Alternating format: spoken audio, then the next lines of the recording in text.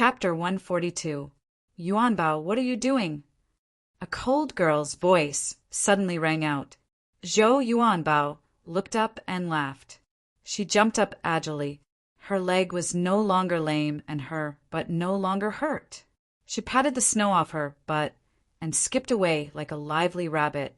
When she reached the girl's side, she smiled and said, Sister Xiaomiao.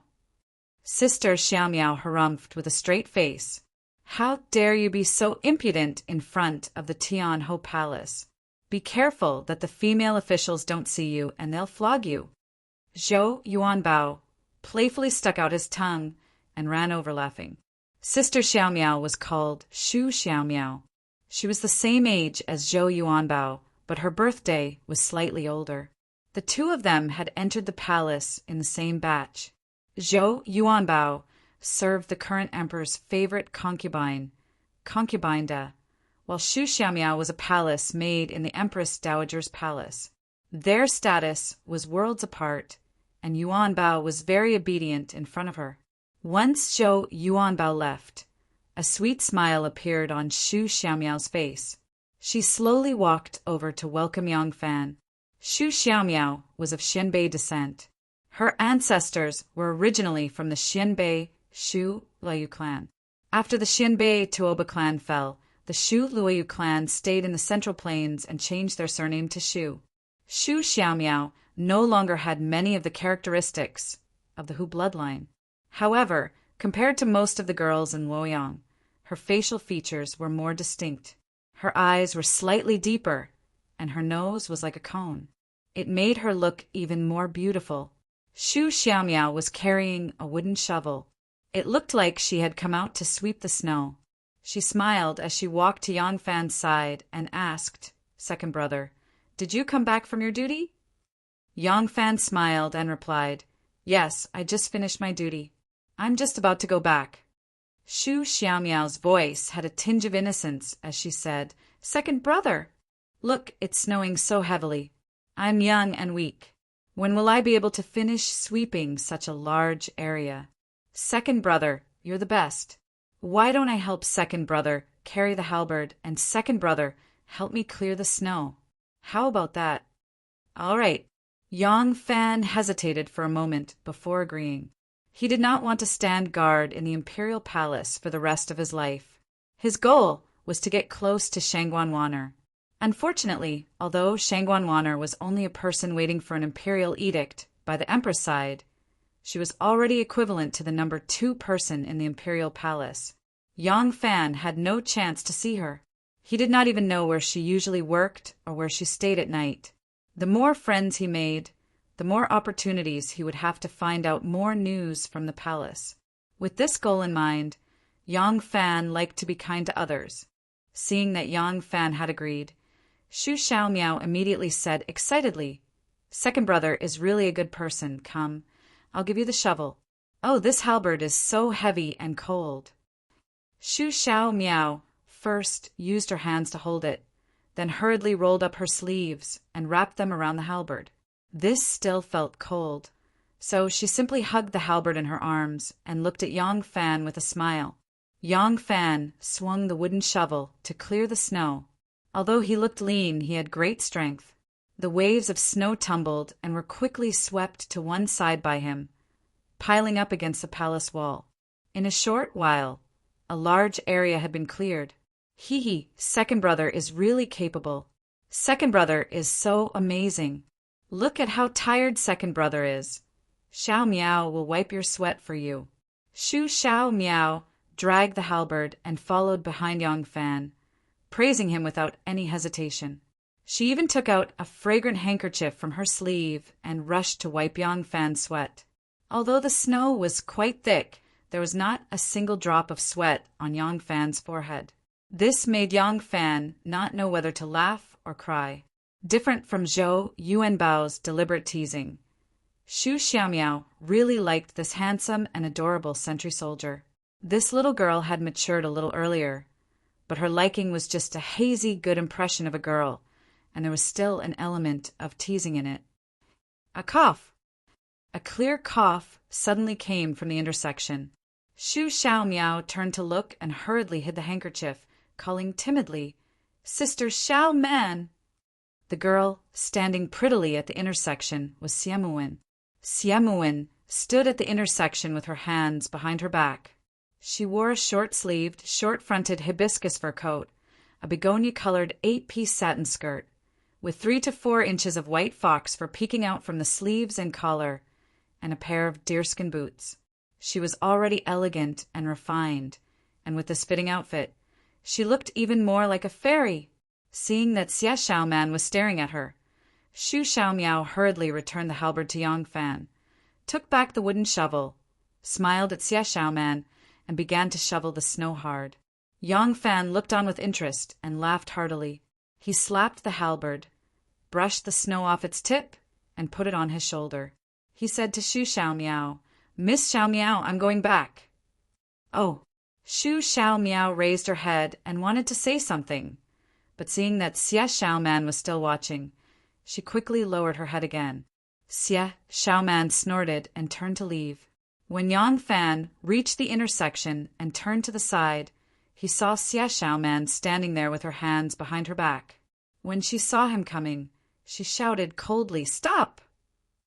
Yang Fan stopped, smiled, and bowed. He asked, "What advice does Xie Dui have for me?" Xie Xiaoman said, "Do you know that these palace maids are mostly the children of poor families?" Yang Fan said, "I know a thing or two. Even if the children of rich families are chosen, they can bribe the officials to let them go with some money." Xie Xiaoman's expression became even colder. "It's good that you know. They come from poor families, and although they don't have to worry about food and clothing after entering the palace, they no longer have freedom. It's very pitiful. The girls here are not scheming, so they are the easiest to deceive. Since you know they are pitiful, you should stay away from them." Hearing this, Yang Fan finally understood a little and couldn't help but frown. "Xie Dui, what do you mean by this?" Xie Xiaoman said. "Do you really want me to say it? Then I'll tell you bluntly, it doesn't matter if you're bold, but don't cause them to lose their lives. If I ever see you flirting with the girls of the palace again, I won't let you off." Yang Fan felt wronged and couldn't help but raise his voice. "Xie Dui, the two of us mind our own business. If you want to punish me, I'm afraid it won't be easy. You'll have to go through Captain Zhu first."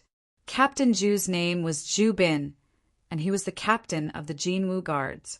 He was in charge of these 600 big horn soldiers. When Xie Xiaoman heard his words, she suddenly turned around and raised her eyebrows. "Surnamed Jiang, you won glory for our Tang dynasty on the field, and even the Empress praised you. You don't know the immensity of heaven and earth, do you?" Yang Fan retorted sarcastically, "I don't dare. I'm just not as self-righteous as some people." Xie Xiaoman glared fiercely at him with her big black and white eyes. After staring at him for a long time, she gently nodded and said, "Good. Well done. Let's see if this official can punish you." Xie Xiaoman stretched out her long legs and went to find Zhu Bin. These days, among the palace maids and even the group of female guards, the person that was most frequently mentioned was Yang Fan.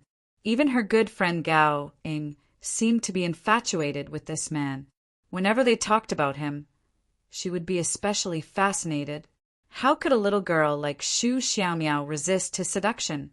What Xie Xiaoman didn't know was that in her eyes, the little sprout, who was as timid as a little rabbit, was the one taking the initiative. Originally, Xie Xiaoman only wanted to warn Yang Fan to restrain himself. She didn't expect him to be so arrogant. She couldn't help but think bitterly, "You brat, I can't control you. Humph. I'll make sure you're under my watch. Let's see how you're going to fool around." As Xie Xiaoman thought about it, she rushed to the Yamen office where Zhu Bin was on duty. As she walked, she suddenly saw 2 people walking in front of her. Because the heavy snow had just stopped, the eunuchs and palace maids had just come out to clear the snow. The thick snow on the road had not yet been removed, so the 2 people walking in front of her were walking with difficulty. Xie Xiaoman glanced at them and recognized that one of them was eunuch Gao, and the other was a man in his early 20s. He was as short as a winter melon, walking clumsily on his short legs in the snow. Looking at his complexion, there was an unhealthy yellow-black color, showing a sickly appearance. His attire was also very beautiful. That hat, that robe, that boots, although the material and workmanship were all top quality, this person was really not a clothes rack. No matter how good the clothes were on him, it would not show off his temperament. Because of the thick snow on the road, there was only a small path in the middle of the road that had been stepped on by the patrolling soldiers. So Xie Xiaoman stepped sideways to give way. During Empress Wu's era, eunuchs had limited power. Xiaoman was Empress Wu's personal guard, so she didn't need to listen to a eunuch. But although ordinary people looked down on eunuchs, Xiaoman felt that they were all pitiful people. If it wasn't for the fact that their families were poor, who would be willing to enter the palace? Besides, this eunuch Gao had a good temperament and treated people kindly. He was also much older than her, so he took the initiative to give way. Eunuch Gao had an eye disease that made him cry in the wind, so he slightly tilted his head to avoid the wind and stared at the ground as he walked forward. It wasn't until he got closer that he saw that the girl who had stepped aside to give way was Xie Xiaoman. He quickly smiled and bowed. "Oh, it's Miss Xiaoman. Look at my eyes." Xie Xiaoman smiled faintly and said, "It's such a cold day. Eunuch Gao must be tired. Please go ahead." While they were talking, the short man, who looked like a rich man from the countryside, stopped in his tracks. The few steps in the snow must have tired him out, for he stood panting and making a sound like a bellows in his throat. But as soon as he saw Xie Xiaoman's appearance, his eyes immediately went wide, as if he even forgot to breathe. This girl was too graceful. That pink and tender skin, that red and pouty little mouth, that straight nose, those big eyes that seemed to be able to speak. Ever since he entered the palace, he had seen enough beautiful girls, but none as beautiful as her. Just look at her standing there. That spirit, it was like the plum blossom tree in his old house's backyard. The heavier the snow, the stronger the wind, the more beautiful it was, and the more spirited it was. Oh my God, why does this girl look so neat and tidy? I can't sleep with a girl like this. The short man stared straight at Xiaoman, his heart itching like a cat scratching its head. Chapter 143. Eunuch Gao was bringing this person to see the Empress Dowager, so he didn't dare to delay any longer. He didn't stand on ceremony with Xiaoman and smiled. All right. Miss Xiaoman, I'll be leaving first." Eunuch Gao strode forward. The short man beside him stared longingly at Xie Xiaoman for a moment before hurrying to catch up with him. After taking a few steps, he couldn't help but turn around and glance at Xie Xiaoman again. Her graceful back was still unspeakably beautiful, and his heart itched even more. He couldn't help but gasp and ask, "Eunuch Gao, this girl is so graceful. Who is she?" Eunuch Gao frowned slightly when he heard his rustling voice. However, this was not someone he could afford to offend. His impatience quickly disappeared. Eunuch Gao tried his best to speak in an amiable tone. "Oh, that is Miss Xiaoman, the Empress bodyguard." Hearing this, the man's face lit up and he asked, "Are you my aunt's bodyguard?" Eunuch Gao said, "Of course. I wouldn't dare to lie to young Master Wu." The man was overjoyed and thought, "So she's just a female imperial guard of my aunt." "What female guard?" "She's just a maid who serves people." "That's good enough." This man was called Wu Huing, a nephew of Wu Zetian. Wu Zetian's grandfather, Wu Huasheng, had 4 sons: Wu Rang, Wu Qi, Wu Leng, and Wu Yi. Wu Huing was the son of Wu Yi's 3rd son, Wu Anya. The 3rd branch only had 1 son, and he was the son of Wu Anya at an old age, so he was treated like a precious treasure and was raised like a little ancestor. Wu Huing was the son of Wu Anya at an old age. He was born with a weak constitution and often got sick. His family treasured him very much, and he didn't learn anything since he was young. His family only wanted him to live a long life, so they didn't dare to think too much about him. After Wu Zetian came to power, She gradually felt that she didn't have enough trusted aides, so she had to use a large number of people from the Wu family. But because the third branch only had one son, and his health wasn't good, the family couldn't bear to let him become an official. Now that Wu Anya had passed away, there was no one in the family who could control this little tyrant. Under his repeated torment, they could only let him do as he pleased. Wu Huing wrote a letter to his aunt, Wu Zetian, expressing his wish to become an official. Wu Zetian happily agreed. Wu Huing immediately packed his luggage and left his hometown in Taiyuan, heading for Luoyang. Wu Huing had always been extremely arrogant at home, and he also knew that his aunt was equivalent to the emperor of the Tang dynasty. She was as high as the heavens, and no one could compare to her. In his eyes, everyone, including the princes and princesses of Li Tang's imperial clan, were all servants of his Wu clan, not to mention a little female guard. I'm going to ask Anne to bring that graceful and handsome girl over. Thinking of Xie Xiaoman's cute face, Wu Huing began to look forward to the beautiful life in the future. After the snow, the palace was like a jade palace. The tall and majestic palace was completely covered under the pure white snow. Occasionally, a corner of the dazzling gold and jade could be seen, while the rest was hidden under the pure white. Even the beast on the eaves of the palace was like a jade sculpture. In the small courtyard of the Fragrance Palace, the winter plum blossoms were like beans in the snow, ready to bloom. Since ancient times, the imperial family loved to plant plum blossoms. The plum blossoms were undoubtedly a grand sight in winter. The plum blossoms in front of the fragrant hall were in full bloom. The dense flower buds that didn't have any green leaves stubbornly drilled out of the fluffy white snow. The petals were so tender that they were almost transparent like wax. From a distance, they looked like crystal, clear jade beans. Under the old and twisted branches of the plum tree, Eunuch Gao was wearing a large cotton-padded jacket and sitting on a stone bench. He was excitedly talking to a few young eunuchs and the little palace made about the winter in his hometown.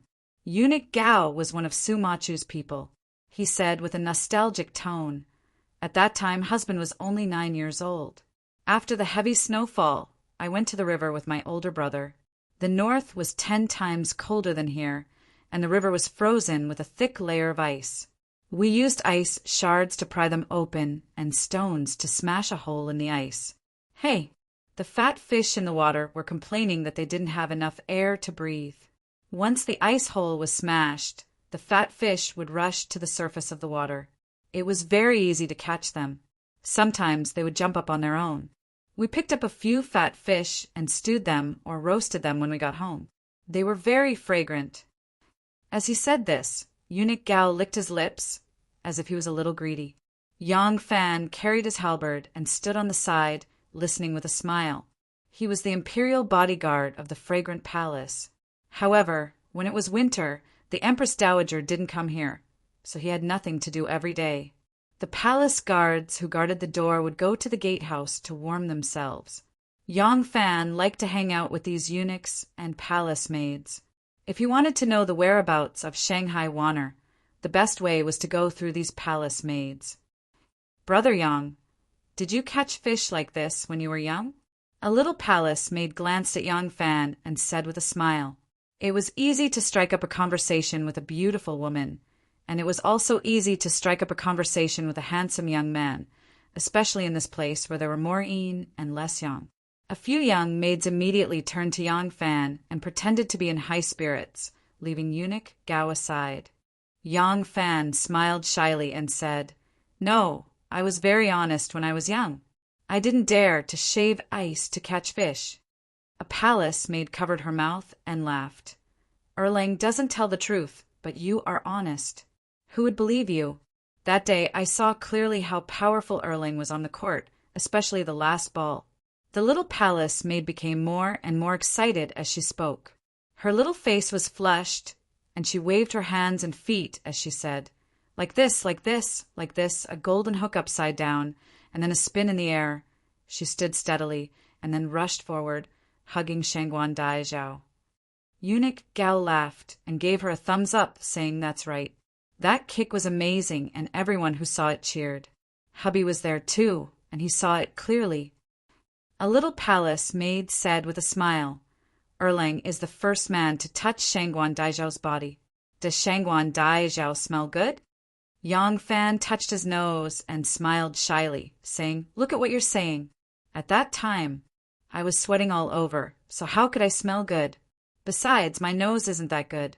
Even if there was a fragrance, I wouldn't be able to smell it. Another little palace maid said, Oh, that's all you've got? That was a solid support. If it wasn't for Erlang, Shangguan Daizhao would have fallen badly. A palace maid next to her curled her lips and said, That's hard to say. Who knows if Shangguan Daizhao fell on purpose and waited for Erlang to support her? An older palace maid immediately said, Damn it! How dare you bite Shangguan Daizhao's tongue? The little palace maid stuck out her tongue and lowered her voice. She muttered in a voice that only she could hear. She's already an old lady. I don't believe she doesn't want men. As soon as they talked about men and women, everyone became spirited. It was just a matter of taking the first step and helping the person up. There was nothing romantic or ambiguous about it. They were also particularly spirited as they chatted. The more they talked, the more energetic they became. Even Yang Fan, the person involved, was pushed aside and became an audience. Yang Fan and Eunuch Gao had no right to interrupt, so they both shut up and became an audience. At this moment, Xia Xiaoman walked in her deerskin boots. She stood in the middle of the courtyard and saw Yang Fan standing there with his halberd. She said, Yang Fan. Yang Fan turned his head and saw her. He walked over with his halberd and asked lazily, Xia Dui, what can I do for you? Xia Xiaoman raised her chin and said majestically, There are a few guards in front of the emperor who are too lazy. The empress is very dissatisfied. She asked me to choose a few more guards to replace them. From today onwards, you will be on duty at the Hall of Martial Achievement. The Hall of Martial Achievement was the hall where the emperor listened to state affairs and summoned the ministers. After Wu Zetian became the ruler of the Guang dynasty, the Hall of Martial Achievement became the place where she listened to state affairs. To be on duty at the Hall of Martial Achievement was to work under the empress' eyes. Naturally, it was not as free as the other palaces. The duties there were more important, the rules were stricter, and the salary was the same as the other guards. The guards regarded it as a dangerous path and were unwilling to be chosen to serve in front of the emperor. However, there was one exception, and that was Yang Fan. Yang Fan was worried that although he was very close to the Shanghai Wanner, he could not find her whereabouts or see her shadow. This Miss Xiaoman unexpectedly provided him with such a rare opportunity. How could Yang Fan not be happy? Yang Fan was startled for a moment, then beamed with joy. He said, Should I go now? Xia Xiaoman slightly raised her chin, hoping to see frustration and annoyance on his face. She did not expect that Yang Fan was not the least bit displeased. In fact, he was very happy. Xiaoman was stunned. How can this be? Seeing that Yang Fan looked like he could not wait to take up his post, Xia Xiaoman was even more disappointed. She waved her hand disappointedly and said, No need. It's almost evening. Why do you still want to be on duty? Go find Zhu Bin and hand over your post. Come to the Hall of Martial Achievement tomorrow morning. She then walked away gloomily. Yang Fan smiled at her back and said in a loud voice, Xia Dui, take care. As soon as Xia Xiaoman left, the palace maids surrounded him.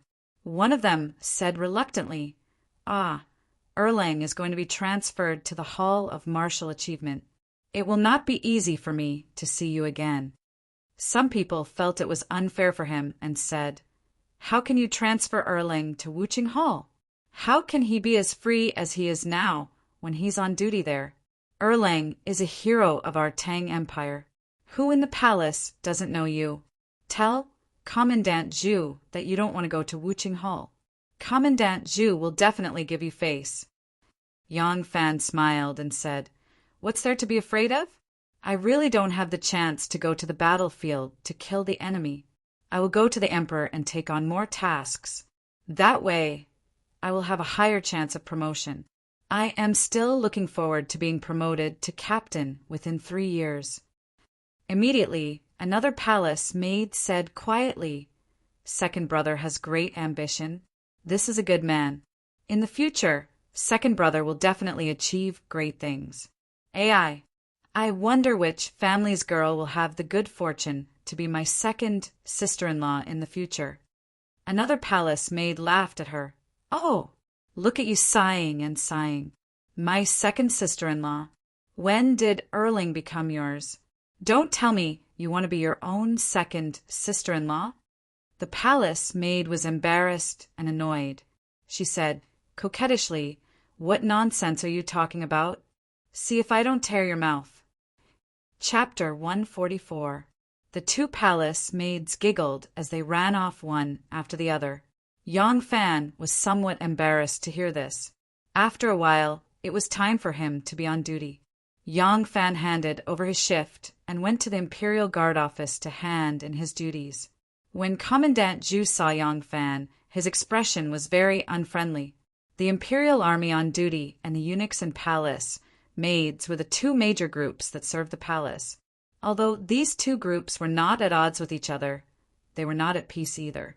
It was impossible to determine when this inexplicable antagonism had arisen. In any case, it had always been like this.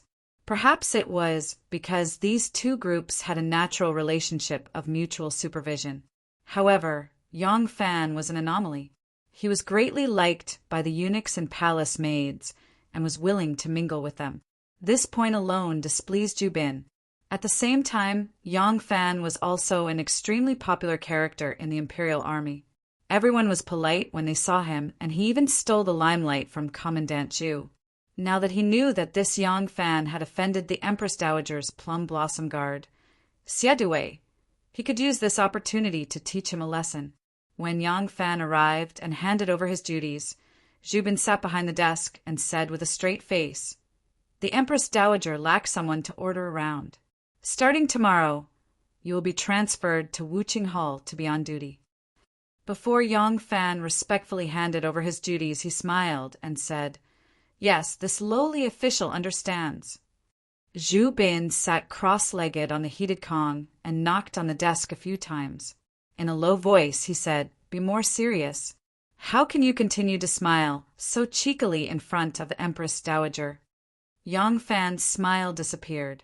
Zhu Bin snorted coldly and said, "At Wuqing Hall, you will be working under the Empress Dowager's eyes. You must be careful in everything you do. If you cause trouble, even this official cannot protect you." "Yes, thank you for Xie Dui's advice. This lowly official understands." Zhu Bin grunted through his nose and said, "Don't get carried away, young man.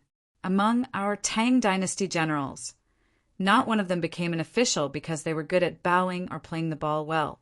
Shang Yuan Jiju, although you have helped our Tang Dynasty gain fame and stole the limelight, now that you have entered the palace as a bodyguard, you have to forget about this glory. Don't be too frivolous and don't get involved with some palace maids. If you cause any scandal, you will lose your head." Yang Fan said with a smile, "Yes, County Commandant is right. I will remember it." When Zhu Bin saw him smile, he felt unhappy. He dragged his voice and lectured him again. "You!" Just as he was about to continue killing Yang Fan's spirit, the door curtain was lifted and a person flashed in from the outside. There was a stove in the room. Two of County Commandant Zhu's bodyguards were sitting by the stove warming themselves, smiling as they listened to the County Commandant reprimand Yang Fan. The person lifted the door curtain and brought in a gust of cold wind. The two bodyguards looked up unhappily. Because the light in the room was darker than outside, they didn't immediately recognize the person's identity. But the man put down the curtain and walked 2 steps in. Before they could see him clearly, they saw that he was wearing a warrior's robe, with a pair of white auspicious horses embroidered on his shoulders. The 2 imperial bodyguards immediately jumped up. In the Tang Dynasty, generals wore robes and soldiers wore jackets. This person was wearing a martial robe, so he was a general. The martial robes of a general were all embroidered with images of lions and tigers. Among them, the military officials of the third rank and above wore a pair of tigers for the left and right Wei guards, leopards for the left and right leopard guards, leopards for the left and right Ingyang guards, eagles for the left and right jade Qian guards, eagles for the left and right golden guards, insects for the left and right golden guards, eagles for the left and right golden guards, eagles for the left and right golden guards. This person had a pair of horses on his shoulders. So he must be a great general of the left and right guards, although they were soldiers of the Jinwu guards and weren't under the control of the left and right guards. They didn't dare to slight such a high-ranking general. The person walked to the stove and stood still. They saw that he was very young, wearing a dark martial robe with a horse embroidered on his shoulders, a silk belt around his waist, and a rhinoceros horn jade belt on his head. He looked very impressive. The two bodyguards saw that he looked like a Hu person and seemed somewhat familiar, but they couldn't remember his name. They could only salute and awkwardly call out, "Great General!" Zhu Bin was sitting cross-legged on the stove bed in the middle of lecturing people. When he suddenly raised his head and saw the person, he hurriedly jumped off the bed and cupped his hands in salute, saying, "This lowly officer greets Great General Luo. Great General, why have you come here?" The person who had come was Huzelo. Laughing, Huzelo said, "Oh, I've come to find someone." As he spoke, his gaze fixed on Yang Fan, and he laughed, saying, "Brother Yang, I've been looking for you everywhere, so I came here to ask where you went. Come, come, come, sit. I have something to say to you." As he spoke, Huzelo walked over and affectionately took Yang Fan's hand, sitting shoulder to shoulder with him on the stove bed. When Zhu Bin saw this third-rank great general of the imperial court address a lowly soldier of the Jinwu guards as brother, he couldn't help but be dumbfounded. Huzelo said, "Brother Yang, I went to the capital last year to pay my respects to the Empress and the Son of Heaven. It's a rare opportunity to bow together with you, Brother Yang, and I'm very happy. I originally thought that I would have the opportunity to spar with you again, but I'll be returning to the western regions in a few days. This opportunity won't come often." Huzelo said, "Brother Yang, I'll be leaving the capital in a few days and would like to invite the friends who bowed together that day for a gathering." "Naturally, you're someone I must invite." With a troubled expression, Yang Fan said, "This Grand General," Huzelo said, "Hey, if you don't mind, you can just call me brother. Our friendship was forged in the bowing arena, so there's no need to pay attention to the red tape of officialdom. When it comes to bowing, there aren't many people who can win this Luo's admiration, but you are one of them." Yang Fan said, All right, since Brother Luo has invited me, this little brother wouldn't dare to refuse. However, this little brother has to be on duty at the Hall of Martial Accomplishment tomorrow. It's not yet time for me to rest. Oh!" Huzelo glanced at Zhu Bin and said lightly, "Grand General Chiu of the Jinwu Guards is also going. He also admires you greatly. If you can't attend the banquet, he will definitely be very disappointed." When Zhu Bin heard Huzelo mention Qiu Shenji, his heart skipped a beat. He quickly took a step forward and said with a fawning smile, "Grand General, how would this lowly officer dare to disturb your banquet? How about this? Yang Fan only needs to attend the banquet tomorrow. This lowly officer will arrange for someone else to be on duty in the palace. We'll talk about it when he returns." Huzelo stretched and said, "This general is treating. Naturally, we won't go home until we're drunk. There's no need to say anything when Brother Yang returns. If he wants to be on duty, that'll be the day after tomorrow." Zhu Bin said with a fawning smile, Yes, this lowly officer is saying that we'll arrange for him to be on duty the day after tomorrow." "Ha ha ha ha!" Huzelo ignored him and only smiled at Yang Fan. "This time, brother, you have no reason to refuse, right? Then it's settled. Tomorrow, at the Drunken Immortal restaurant of Qinghua Lane, I will be waiting for you." Late at night, Xiao Man took a hot bath. Wrapped in a thick velvet nightgown, she leaped onto the soft bed. Her two clean, white feet stood upright and playfully swayed back and forth. Her full and perky buttocks would occasionally stretch out into a full and round arc under the bathrobe. As a high-ranking guard, the environment of her residence was not bad. Although the place was not large, the decorations were simple and elegant. At a glance, one could tell that it was the boudoir of a girl. There was an earth dragon under the floor tiles that warmed the entire room, so it wasn't cold at all and didn't have to worry about freezing her delicate skin. She was barefooted on the bed, and the hem of her nightgown rolled up a little as she jumped. Not only did it reveal her slender and firm calves, but it also revealed a portion of her perfectly round thighs.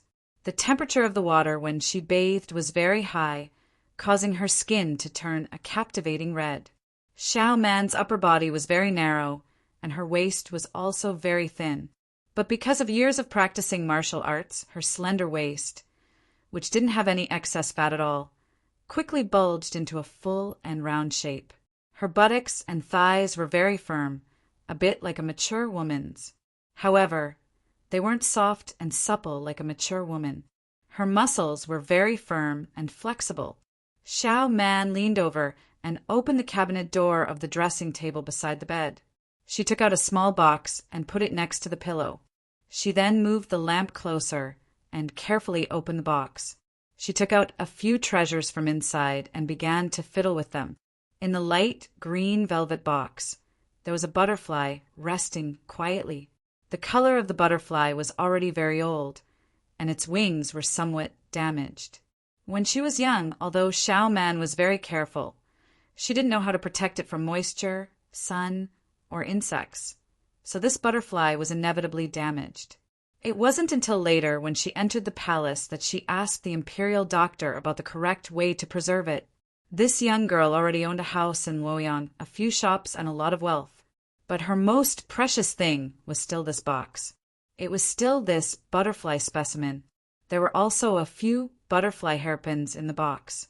Some were priceless jade and ruby butterfly hairpins, and some were just ordinary boxwood carvings. These were her collection in recent years. Xiao Man, who was playing with these butterfly hairpins as if they were treasures, looked a little naive. She rarely showed this side of her in front of others. She had already forgotten about Yang Fan. She just couldn't bear to see that guy use his kuju to attract bees and butterflies and abduct those little palace maid. She just took him to a place with a lot of rules. She didn't care about him at all. Xiao Man played with her butterfly toys like a child. Sometimes she would hold her chin, and her eyes were bright. No one knew what she was thinking about. After playing alone for a long time, she covered her mouth and yawned. She put the butterfly hairpins back one by one and put the box away. Then she dug out a sheathless dagger from under the bed, stuffed it under her pillow, and blew out the lamp. Hiding a dagger under her pillow was a habit she had developed since childhood. The memory of being violated in her childhood when she was ignorant had left a deep impression on her. Although she was only awakened at the time and didn't suffer any harm, her brother Ajoyu was beaten by the little wolf and vomited blood. After the two escaped, he only recovered after several days of recuperation. During those days, whenever she saw her elder brother vomiting blood, she would be terrified to the extreme. She was afraid that her elder brother would also leave her and leave the world. During those days, she always hugged her elder brother tightly in order to fall asleep and feel safe. Since leaving Guangzhou Prefecture, she was the only one at night. She had to hide something to protect herself under her pillow before she could sleep. When she was a child, she didn't have a knife, so she had a sharp tile or a sharpened wooden stick. Now that Xiao Man had grown up and was skilled in martial arts, she didn't need to worry about her safety in the imperial palace. However, the lack of a sense of security was completely a psychological problem. Even if there were 100,000 soldiers guarding outside, the psychological insecurity would still linger. Therefore, she must have a dagger under her pillow to sleep soundly. Xiao Man gently put her hand under her pillow, touched the cold blade, and fell asleep peacefully. Chapter 145. Before Yang Fan arrived at the Drunken Immortal restaurant, He imagined that it would be a luxurious restaurant that wasn't inferior to the Golden Hairpin drunken restaurant. Only when he arrived did he realize that this restaurant was a mid-range restaurant run by a Luoyang local. The restaurant was split into 2 floors. The first floor was for individual customers. From their attire, many of them were Luoyang citizens with ordinary family backgrounds. From this, he could determine that the food and drinks here weren't too expensive. The restaurant was already quite old. Amidst the smoke and fire, it gave off a vicissitudes of life. However, this vicissitudes wasn't desolate, but warm. It was like approaching a small village in your hometown and seeing an old man with a wrinkled face walk over. He looked cordial. When Yang Fan walked into the restaurant, the first thing he smelled was a rich, meaty aroma. It was hard to tell what kind of meaty aroma it was. It seemed to be mutton, dog, and chicken. It was a mixture of flavors that he couldn't tell clearly. Yang Fan arrived very early. In terms of status, identity, and age, the gap between them was huge. If they didn't want to befriend you, and you flattered them and tried your best to curry favor with them, it was because you lacked integrity. However, if they thought highly of you and were willing to befriend you, you should show them the respect they deserved. If you were to put on airs at this time, purposely delaying your arrival to raise your own status, or to show how much integrity you have, then you are just being impetuous and don't know how to respect yourself. Therefore, Yang Fan arrived rather early. He originally thought that he was the first one to arrive, but when he was led to a private room on the 2nd floor by Dr. Wine, he saw that someone had arrived before him. There were quite a number of people who had arrived before him.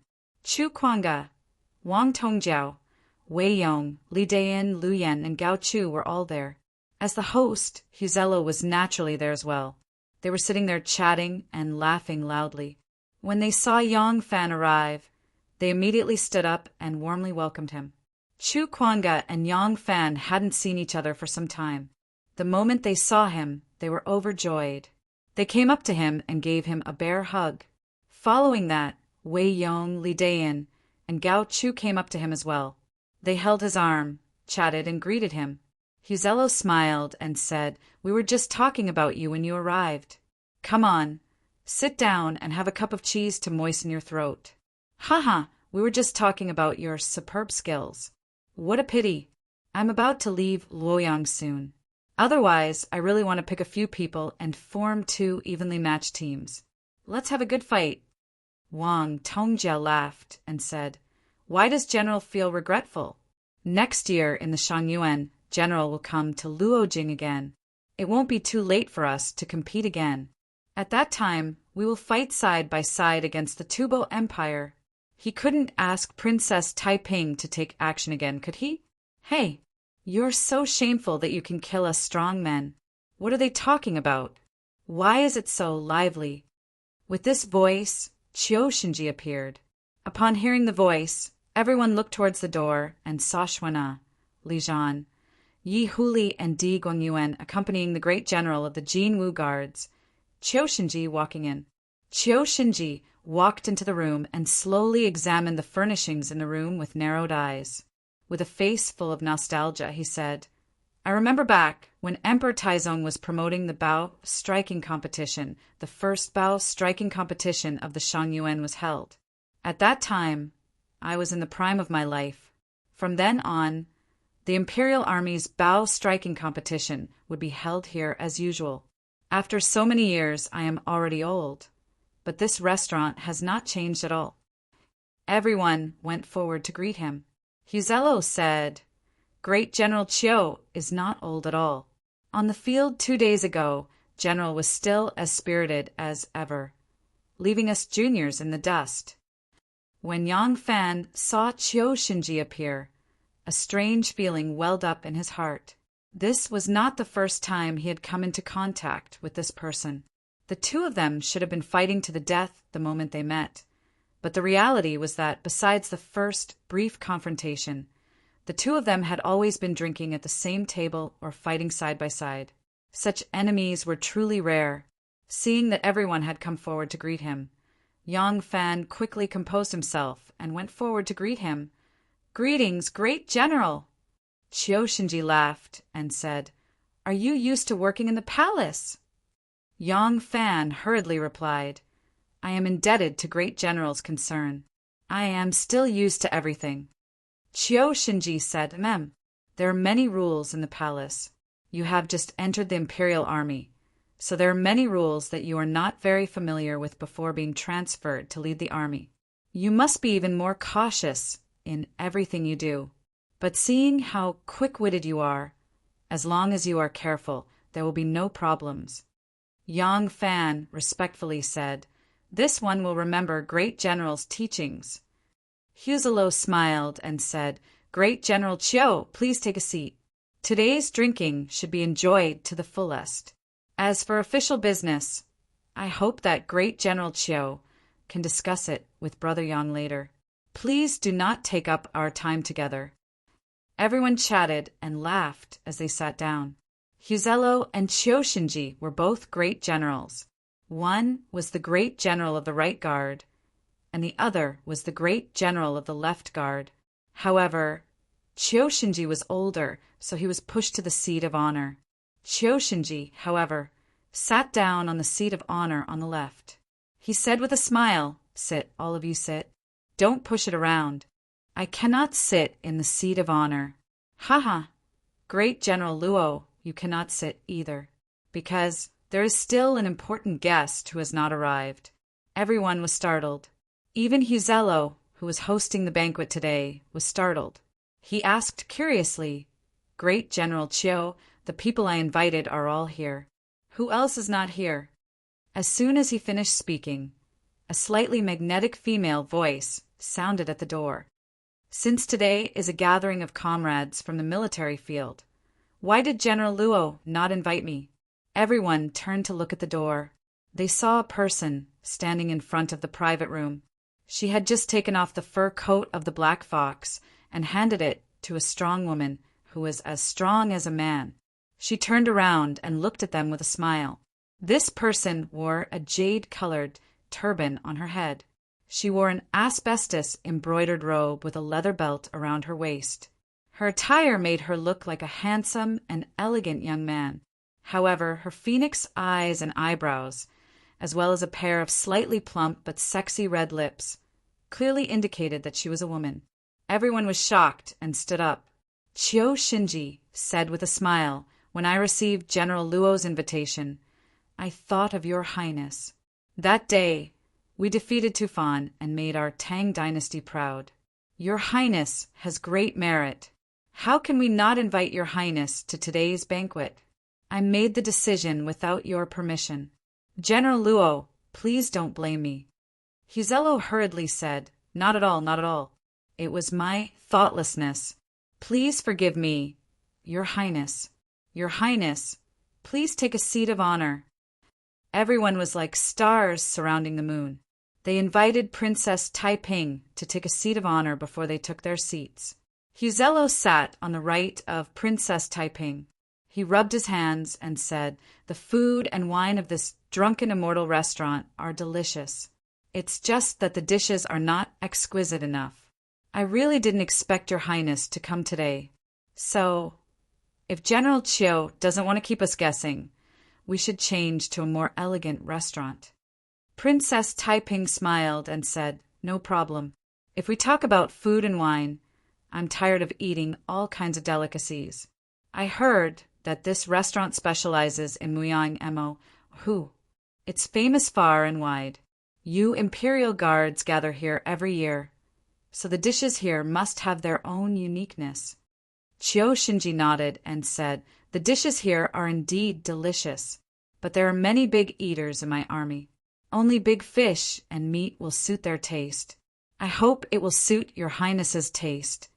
Princess Taiping glanced at Yang Fan and said sweetly, "Actually, I'm very happy to be able to see you heroes of the army. As for this Muyang Emo Hu, since even General Chiu can't stop praising it, I think the taste won't be bad." Shinji laughed and said, "Your highness will know after you taste it." He clapped his hands 3 times and said loudly, "Professor Joe, serve the dishes." The chefs had been informed by Hasero early in the morning and had already paid the money. Therefore, the Myeongmu had already been prepared. With a single order, the piping hot delicacies were brought out. The so-called Myeongmo, who was mainly made of sheep and geese. A big fat goose was bought and slaughtered. It was then stuffed with glutinous rice, mixed with 5 flavors. A fat sheep was slaughtered and the goose was placed in the sheep's stomach. The geese were prepared according to the number of people. As for the sheep, it depended on how many geese a sheep could fit. After that, the sheep's skin was sewn together and roasted. If the restaurant didn't prepare, it couldn't provide the myeongmo who required by 12 customers.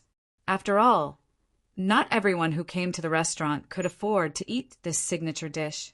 However, there was still time to prepare 1 or 2 additional customers. So the geese for the 13 people were served almost at the same time. There was a big fat goose in front of each person, but there was no mutton. Although the dish used sheep and geese, only the goose was eaten. The delicious taste of the mutton had seeped into the goose. Sheep used for roasting was not eaten. So this dish was the most expensive dish in this restaurant, which wasn't the most high-end. In addition to the myeongmo, there was another main dish. It was a caddy of mutton. It was spread layer by layer in wheat flour. In the middle were peppers and fermented beans. Then it was poured with butter and roasted in the fire. When it was roasted until it was half done, it would be served. The fragrance of wheat, mutton, butter, pepper, and fermented beans filled the air. Apart from the meat dishes and the staple food, there were all kinds of light appetizers on each table. This kind of diet was indeed suitable for the burly men in the army. However, the entire upper class of the Tang Empire was in favor of eating meat. Therefore, the ladies would never think about dieting to lose weight. Princess Taiping sniffed the aroma of the roasted goose and smelled the fragrance of the scones. She couldn't help but feel hungry. Yang Fan tasted the goose. It was really delicious. The fragrance of the goose permeated the fragrance of the mutton, neutralizing it into a more appetizing taste. The glutinous rice inside the goose was also fragrant and delicious. He immediately let go of his appetite and ate it. Unfortunately, he only ate 2 mouthfuls. Li Dayan raised his cup to urge him to drink, so he had to grab the cup. While drinking, Yang Fan glanced at Princess Taiping. He was quite curious about how a princess would eat, especially such big fish and meat. Yang Fan was quite curious, but when he looked at her, Yang Fan couldn't help but laugh. This princess was really free and easy when eating. She was as forthright as a man. She didn't even know that the grease had stained the corners of her mouth. Chapter 146.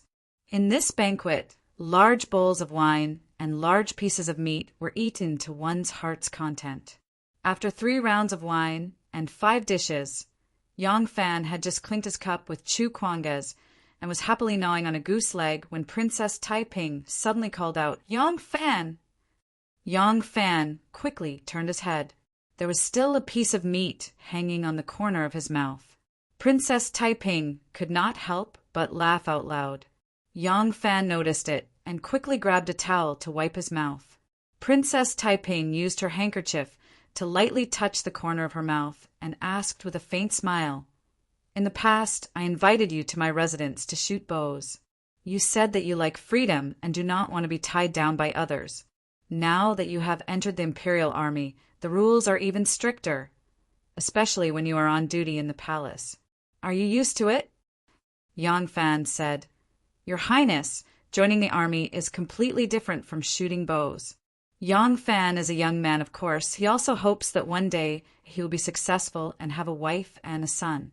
Joining the army is undoubtedly the best opportunity for Yang Fan, so it is only right for him to be restricted by some rules. What a great ambition! Being promoted in the army was much easier than being promoted in the civil service. If it had to be said that it was difficult, then it was really difficult, because it was a battlefield bathed in blood, and one had to fight with their lives on the line.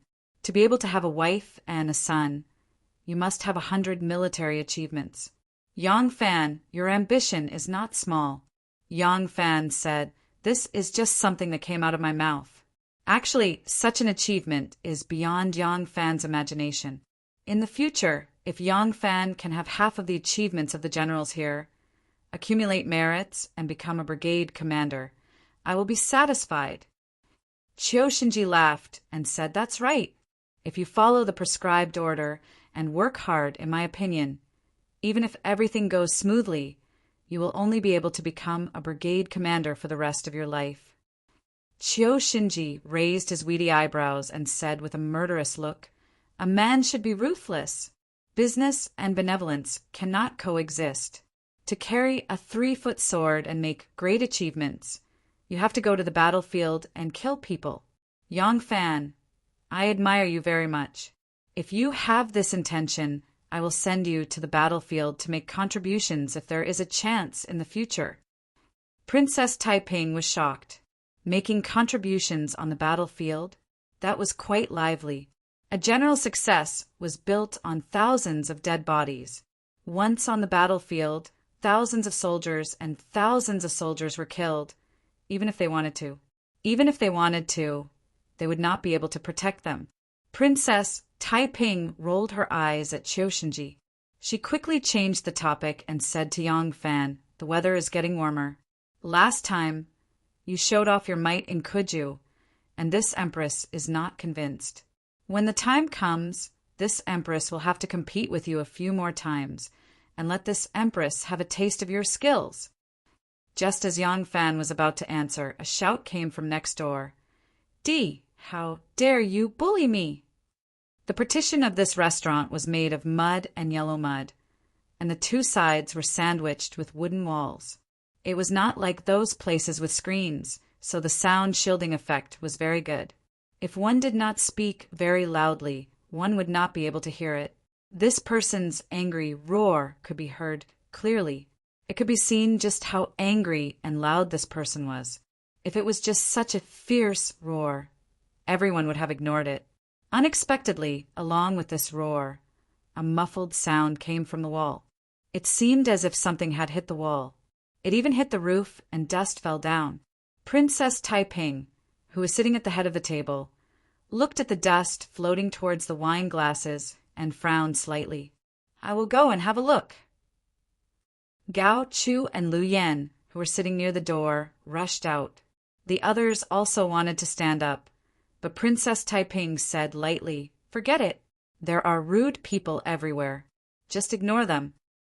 Before she finished speaking, there was a series of bangs. The two people in the next room seemed to be fighting from the private room to the hall outside. The sound of fighting came from the door, and at the same time there was the shouting of Dr. Jiu and Lu Yan and Gao Chu to stop. Enough! Damn it, you still want to quarrel. Believe it or not, I will pick you two up and throw you downstairs. Gao Chu could not help but be annoyed that the two people did not listen to him. Princess Taiping and the two generals were sitting in the room. If he could not even stop them, wouldn't it show that he was very incompetent? In anger, he could not help but shout. As soon as Gao Chu said this, there was an angry roar. Get out of the way! Who do you think you are? If you dare to talk too much, I will send you a card and take you to the yamen for questioning. Gao Chu was so angry that he laughed. He said mockingly, what a big tone! I wonder who you are. How can you be so powerful? That person said reservedly, well said. The Assistant Minister of the Imperial Court and the Jiangnan Circuit's Inspector General, Grandpa D, is my father. Can he handle a slave like you? As soon as these words left his mouth, the private room immediately fell silent. Everyone's gazes turned to D, Guangyuan in unison with doubtful expressions. Just now it was too noisy outside. That person's loud voice was not the same as usual. Di Guangyuan also drank a few more cups. In addition, he simply did not think that the person fighting outside was his third brother. After a few moments, he actually did not recognize that person's voice outside. At this time, when he heard that person introduce himself, his voice was indeed like his three brothers. He could not help but be shocked. He quickly stood up and cupped his hands towards Princess Taiping, Qiushinji and Luo Kadi. He said, "I will go out and take a look." Princess Taiping nodded. Di Guangyuan hurriedly walked out. Before he walked out, another person's voice suddenly sounded from outside. "That's right. This person is indeed the third young master of the Di family. Hey, only the son of Grandpa Di is even more annoying and hateful.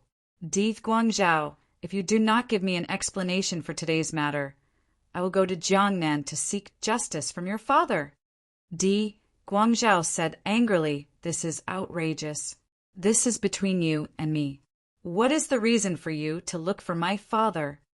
That person sneered and said, "I want to ask Grandpa Di. Is he not ashamed of not being strict enough in his family to raise such a swindling son?" Di Guangzhou said angrily, "Bullsh, asterisk T. It has always been like this when asking someone to do something. There will always be success or failure. How can there be someone like you who does not know his limits?" "I do not know my limits. Di Guangzhou, be honest. You have accepted money from our family. Have you ever sincerely done anything for our family?" The two of them talked back and forth. In a few words, the people in the room who were listening had roughly understood the cause of the matter. Speaking of which, Di Renjie was a hero, but it was inevitable that he had an unfilial son. Di Renjie had 3 sons. The eldest was Di Guangxi, the second was Di Guangyuan, and the third was Di Guangzhou. Di Guangxi had a calm temperament and was capable in doing things. He was the most like a father. The second son, Di Guangyuan, was not as outstanding as his eldest brother. He was a smart and capable general in the imperial guards. Only the third son, Di Guangzhou, had a bad character and was greedy by nature. It was unknown how a tiger father could raise such a useless son. Di Renjie had once been the provincial governor of Bing province. During his time in office, he was diligent and loved the people. He was loved and respected by the local people. To commemorate his benevolence, the local people even erected a tombstone for him. Later on, his son, Di Guangzhou, became an official because of his family background. He was also sent to Bing province to be an official. Actually, old Di played a part in this. He also knew that among his 3 sons, be it ability or character, his third son was slightly worse than his 2 elder brothers. If he were to be an official in a place where he had a good reputation, even if his ability was slightly worse, it would be easy for him to gain political achievements. As a father, he would always want to take care of his sons. Grandpa Di was also human. It was human nature and unavoidable. However, he had underestimated Di Guangzhou's ability to cheat his father. In the past, when Di Guangzhou was under his watch, he was still somewhat restrained.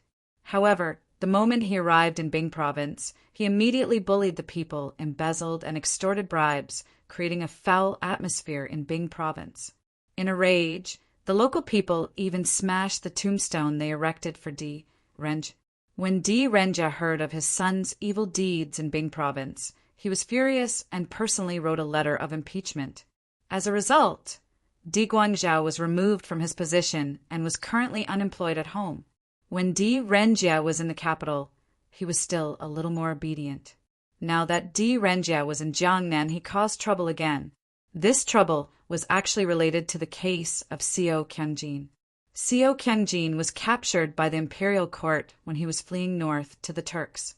Under Zhou Xing's torture, Xiao Qiangjin and Zhang Siming, in order to survive, began to randomly accuse other officials under Zhou Xing's instructions.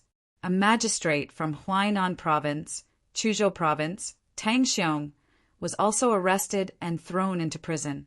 Tang Xiong's nephew, Tang Qing, brought a large sum of money to the capital, hoping to find a way to get him out. However, who dared to get involved in Zhou Xing's case? When Zhou Xing was handling cases, he was like a red-eyed mad dog, biting whoever he caught. Everyone was afraid to avoid him, so no one was willing to get involved. Tang Qing had a large sum of money, but there was no way for him to plead. At this time he met Di Guangzhou. When Di Guangzhou was an official in Bing province, he indulged in debauchery and women. He was used to living an extravagant life. Ever since he returned to the capital, he was first strictly ordered by his old father to reflect on his mistakes. He was not even allowed to drink wine, so his mouth was bland. He hoped that after his old man went to Jiangnan and his eldest and second brothers became officials, this third young master finally regained his freedom. Who knew that the old man was an incorruptible official?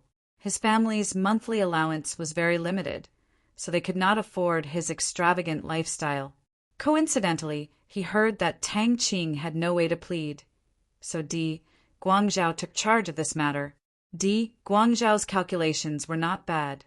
His father used to be an official of the Supreme Court and was very familiar with the officials of the 3 law departments. Now he was also an important official in the imperial court. Taking a portion of Tang Qing's filial piety to help him smooth things over would be the best. If it failed, he could hide most of the money with a clear conscience. When the time came, even if he said that he had spent all his money through bribing, the Tang family would have to suffer in silence.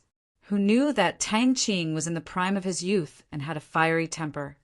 When he heard that there was such a large sum of money, Di Guangzhou said that he had no other way and wanted to erase it.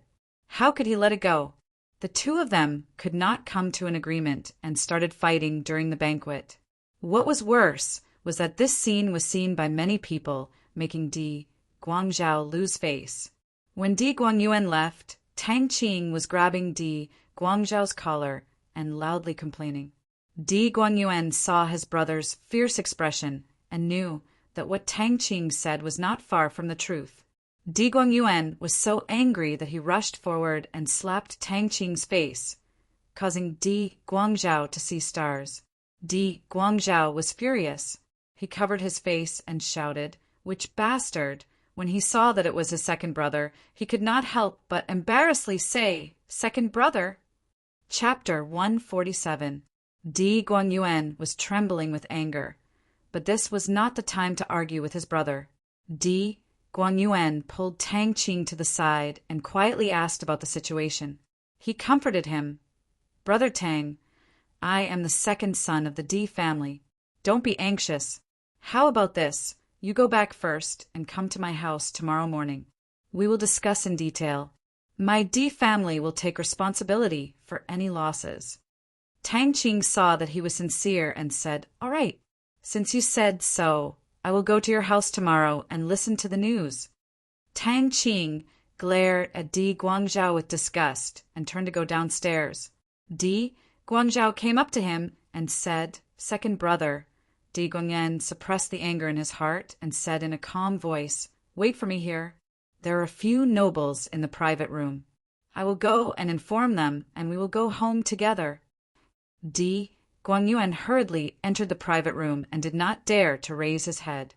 He cupped his hands and said with shame, "Your Highness, the 2 generals, my fellow brothers and friends. I have some matters to attend to at home and have to go back immediately.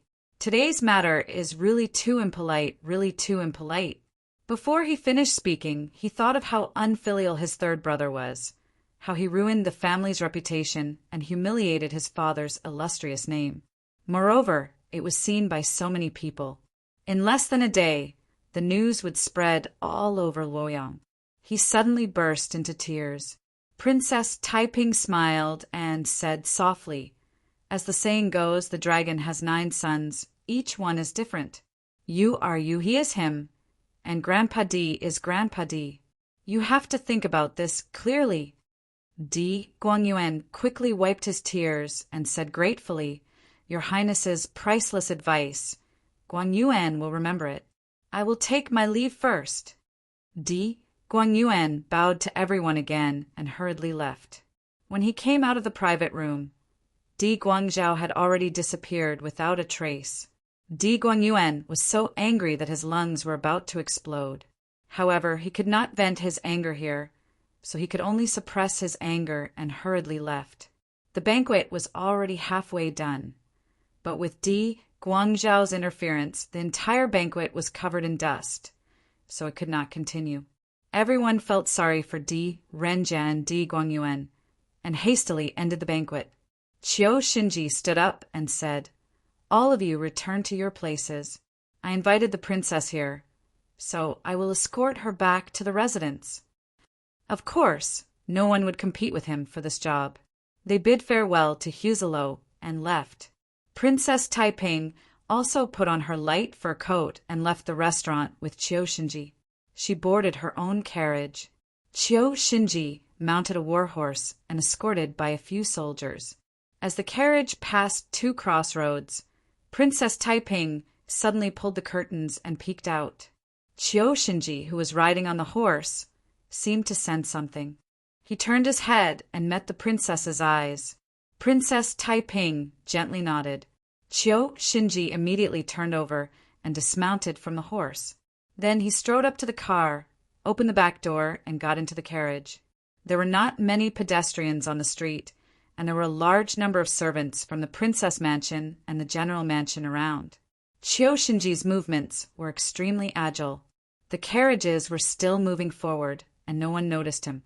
There was a stove in the carriage, and the charcoal was burning brightly. Princess Taiping entered the carriage and took off her fur coat. She was still dressed in men's clothing, but she was more casual in the carriage than outside. She leaned against the soft cushion, looking less dignified and more languid.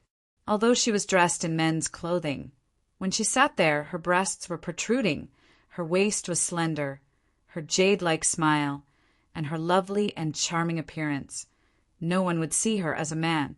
The carriage was an ox carriage, and the carriage was very wide. There was a brocade stool opposite Princess Taiping's couch. Chiyo Shinji entered the carriage and walked over on the soft snow, white Persian carpet. He turned around and sat on the brocade stool. Princess Taiping glanced at him and played with her nails in boredom. She asked, "General Chiyo, why did you invite me out?" Chiyo Shinji put his hands on his knees and said with a smile, "There is one reason why I invited your highness out for a banquet. It is indeed to relieve your highness's mood. As for the other matter," his weed-like, thick eyebrows slightly raised, he looked at Princess Taiping and said in a deep voice, "Your highness, you are a member of Li Tang's royal family. There is something that I should not say. However, this matter is known by everyone in the world. Regardless of whether it is said or not, it will still happen. And once it happens, everyone, whether it is your highness or me, will be greatly affected. I am a straightforward person and do not want to beat around the bush. If I speak bluntly and offend your highness, I hope your highness will not blame me." Princess Taiping's clear eyes slightly narrowed. She sat up a little and said, "General Chiyo, please speak freely. I am not a woman who cannot keep things in her heart." Chiyo Shinji said, "If so, I will speak frankly." Chiyo Shinji paused and said, "Your highness, the empress controls the universe and the world.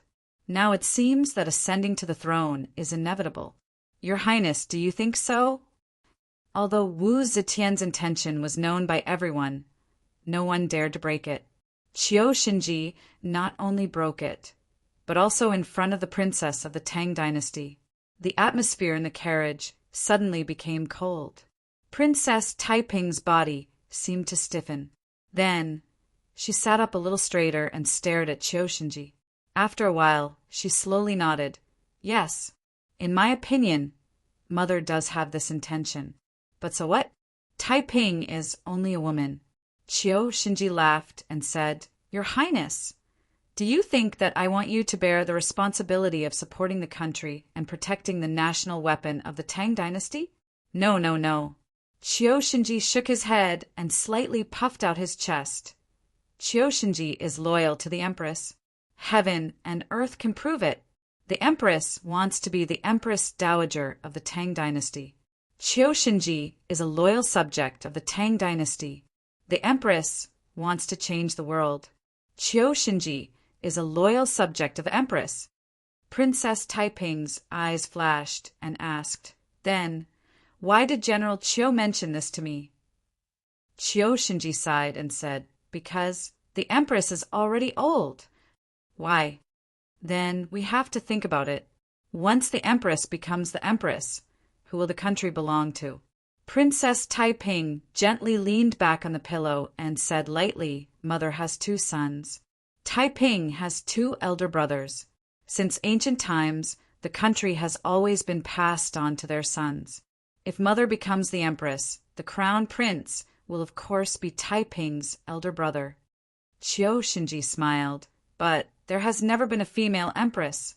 Once the empress becomes the first female empress in history, of course, the empress can pass the throne to her son. But the son of this empress is also the son of the previous emperor. So, once the crown prince becomes the empress, will he restore the title of Li Tang? All emperors want their country to last for thousands of years. Will the empress not consider this? Furthermore, the 2 princes have never been loved by the empress. Your Highness should know this better than this old man. Princess Taiping frowned and asked, Then, who does General Qiu think can be the crown prince? Qiu Shinji said slowly, I think that the Wu clan's nephew has a better chance of becoming the crown prince than the current emperor and prince of Luling. Princess Taiping's face darkened. Qiu Shinji continued, But there is another person who has a better chance of becoming the crown prince than the Wu clan's nephew. This person's surname is Li. Princess Taiping's expression changed and asked hurriedly, Who is this person? Qiu Shinji slowly raised his eyes and looked at Princess Taiping.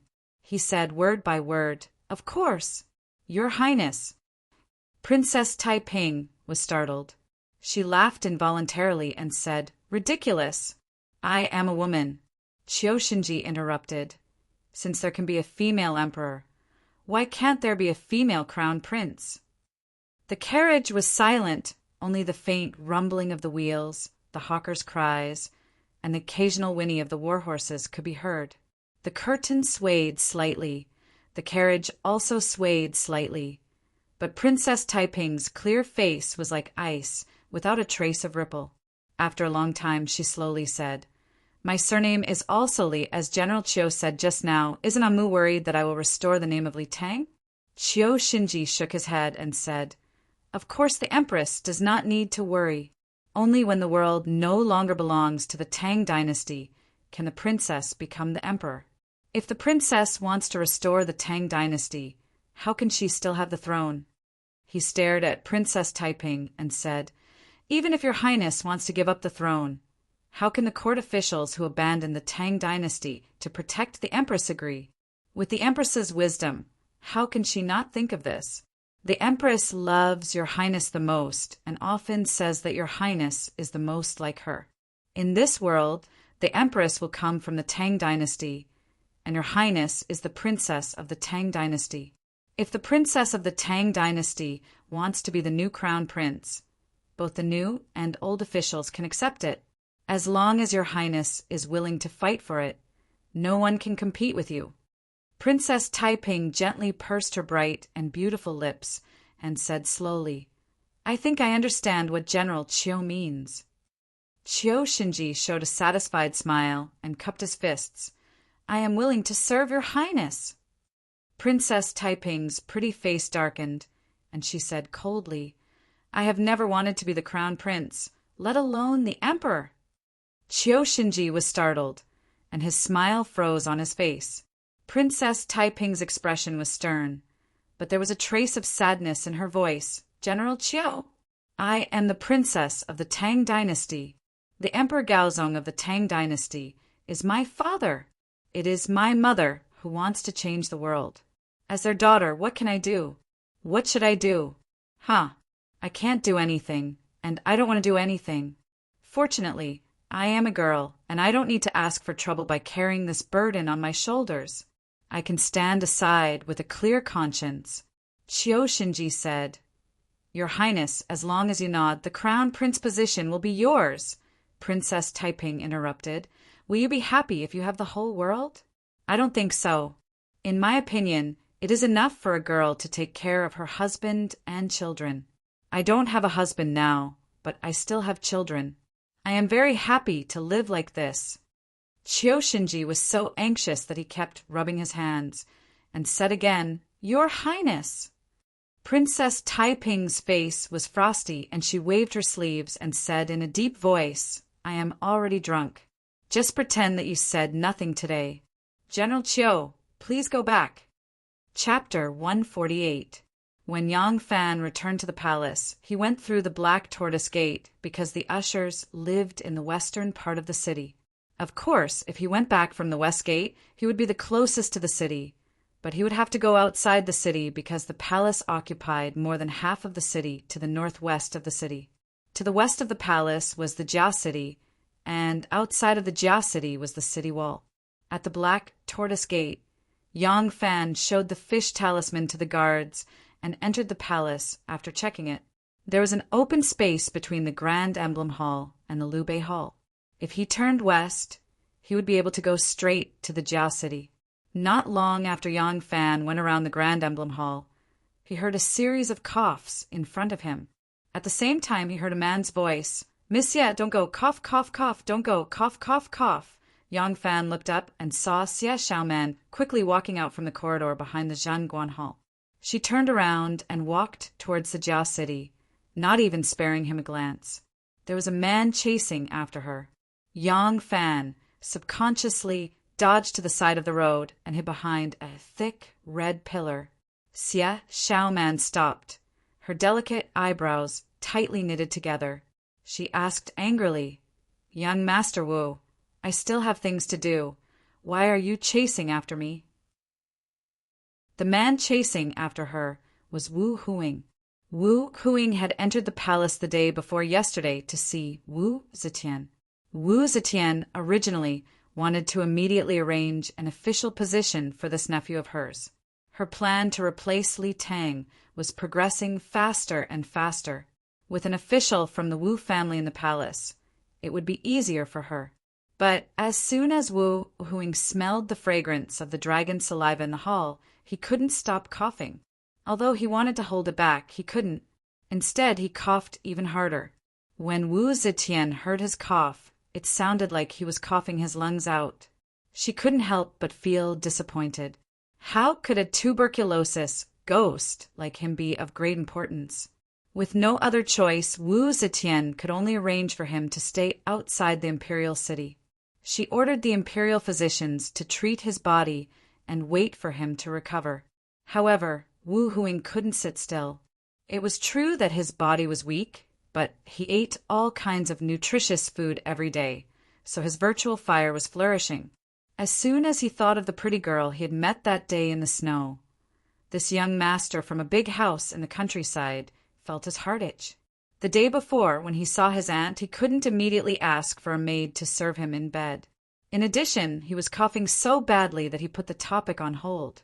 Now, the more he thought about it, the more unbearable it was, so he came to the palace again. Unfortunately, when he arrived, Empress Wu was resting.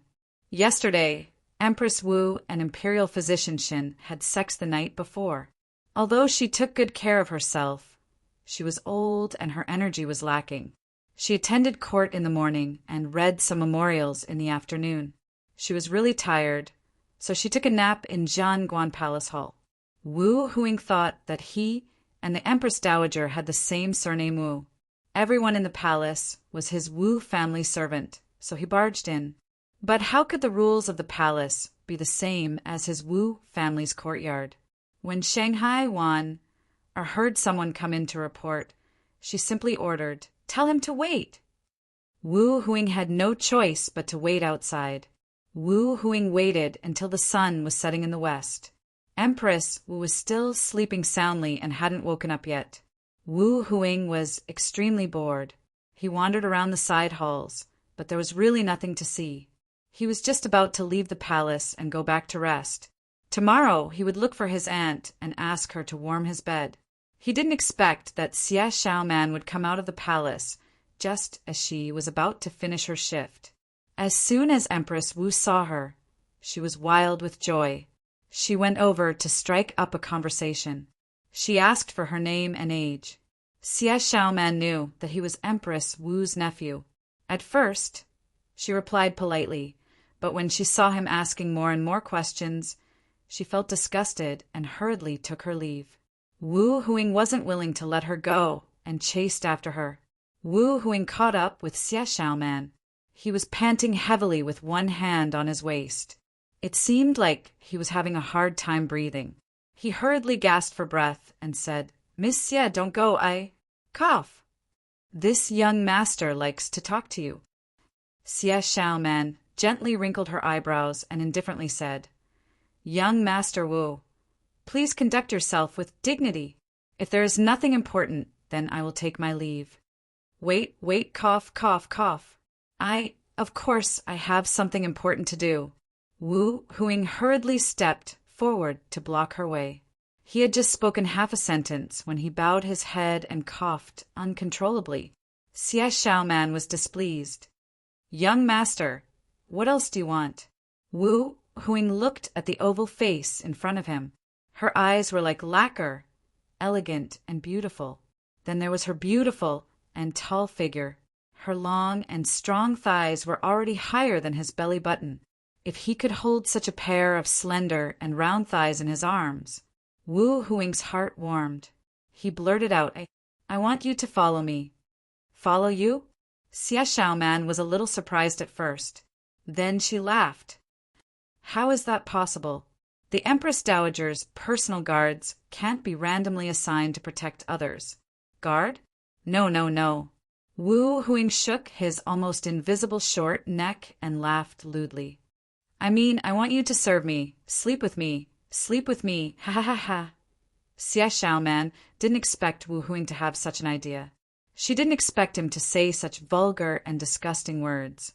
She glared at Wu Huing with disgust. She didn't even have the mood to talk to him anymore. She turned around and walked around him. Wu Huing stretched out his hand to stop her. Xie Xiaoman scolded, "Get lost!" Wu Huing originally had the temperament of a young master. For the sake of this beautiful young lady, he felt that he had already lowered his status and made all sorts of compromises. This young lady actually did not know how to appreciate favors and dared to speak to him like this. Wu Huing was furious. His face instantly darkened and he angrily said, "Little slut, don't be so shameless when I give you face. Who am I? I am the nephew of the Empress Dowager. It is your honor that I like you." Xie Xiaoman couldn't be bothered with him. She flicked her fingers as if playing a pipa. She flicked Wu Huing's arm away and walked away. Wu Huing flew into a rage. "Little bitch, you really think you're somebody. Aren't you just a dog raised by the Wu family? I want you now," Wu Huing said and pounced forward. He opened his arms from behind and hugged Xie Xiaoman. Xie Xiaoman shivered. She suddenly had goosebumps all over her body. She had an unknown quirk. She couldn't let men touch her. Maybe only her father-like brother, Cho, was an exception. If she was accidentally touched by a man, she would feel uncomfortable all over. Being hugged by someone's arms like this, it was simply unimaginable. This was probably a serious psychological trauma caused by an accident when she was young. As a result, when Wu Huing hugged her, Xie Xiaoman felt as if a poisonous snake had coiled around her body.